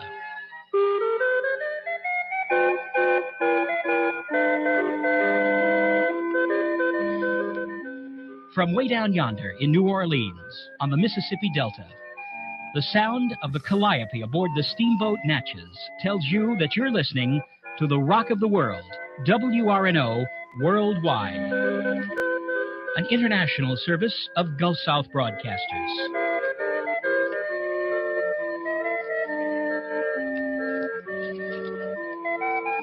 WRNO Worldwide now begins another day's broadcasting activities on the following frequencies, all times Universal Coordinated Time, from 1800 to 2000 hours at 17895 in the 16-meter band, from 2000 to 2200 hours at 15355 in the 19-meter band, from 2200 to 0000 hours at 11890 in the 25-meter band, from midnight to 0200 hours UTC at 11965 in the 25-meter band, and from 0200 to 0700 at 6155 in the 49-meter band.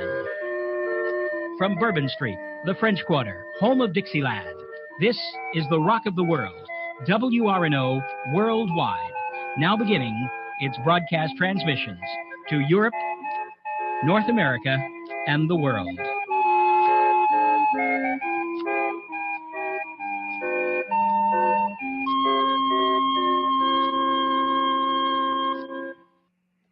So that was cool. WRNO. Here's another one, a station that I missed that I enjoyed listening to a lot on the and back in the days. And here we go. Oops. That's not what I wanted. Let me just go back here. And it was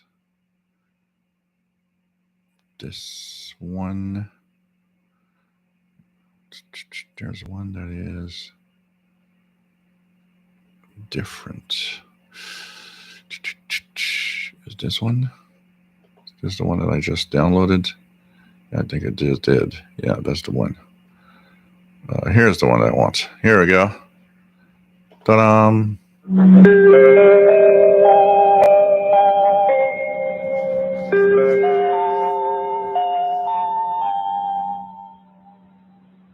Sveriges Radio, utlandsprogrammet.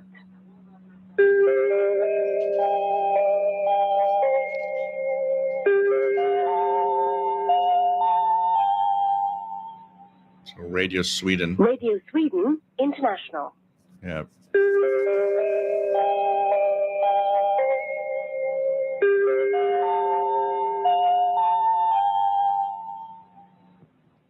Ni lyssnar till Sveriges Radio utlandsprogrammet. Här kommer nu ett halvtimmesprogram på svenska.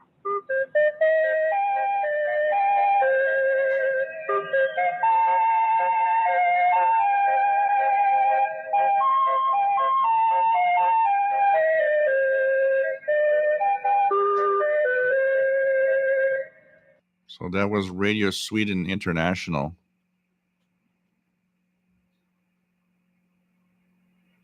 Radio Sweden International. I had a lot of fun listening to Radio Sweden, and they had their DX program also that had a lot of news. I remember Radio Sweden, one of my favorite stations. I like the Nordic countries a lot. So it was really, really interesting. That was one of those stations. I was sad when that one left, the shortwave bands. It's one of those that was really, really. So, hey guys, now it's the real dreaded one. Hey guys, I'm going to say, okay, we'll do a Radio Norway, and then we're going to put the Moscow Nights and say goodbye. So we'll do a Radio Norway. I really like Norway also, Radio Norway, which was very unique because they had English broadcasts only on Sunday, which was very unique for a station. You had to listen in on Sunday. The rest of the week was Norwegian. So here's Radio Norway International. There we go. Dette Norge. This is Radio Norway International.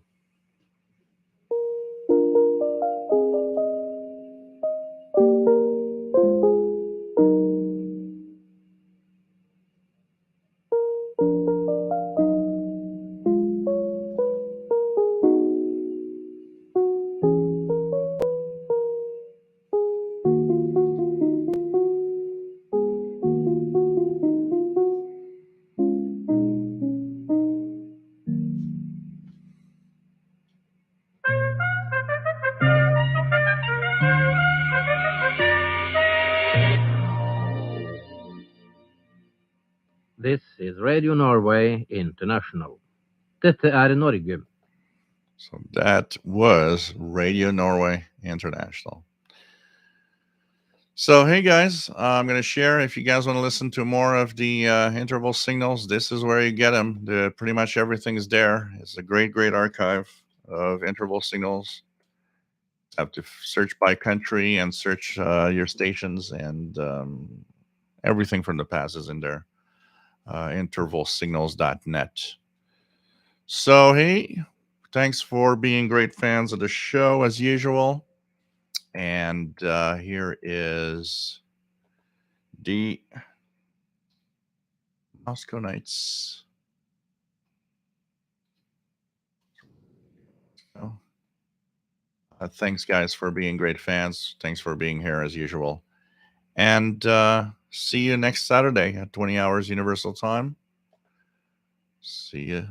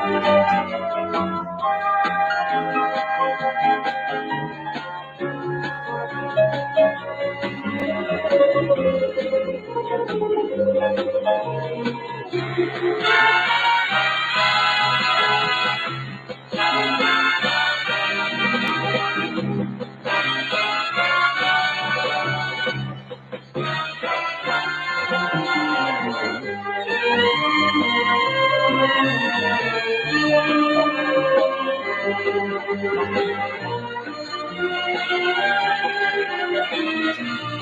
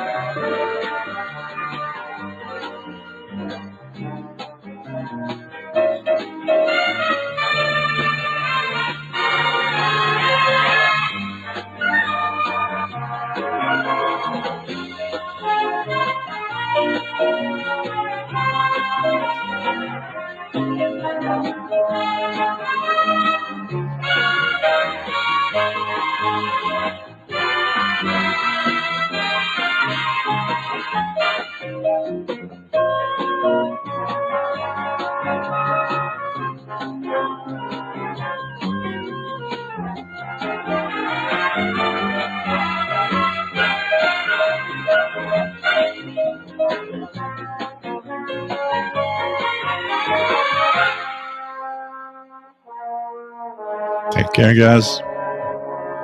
Love you all. Stay safe. See you next Saturday, 20 UT.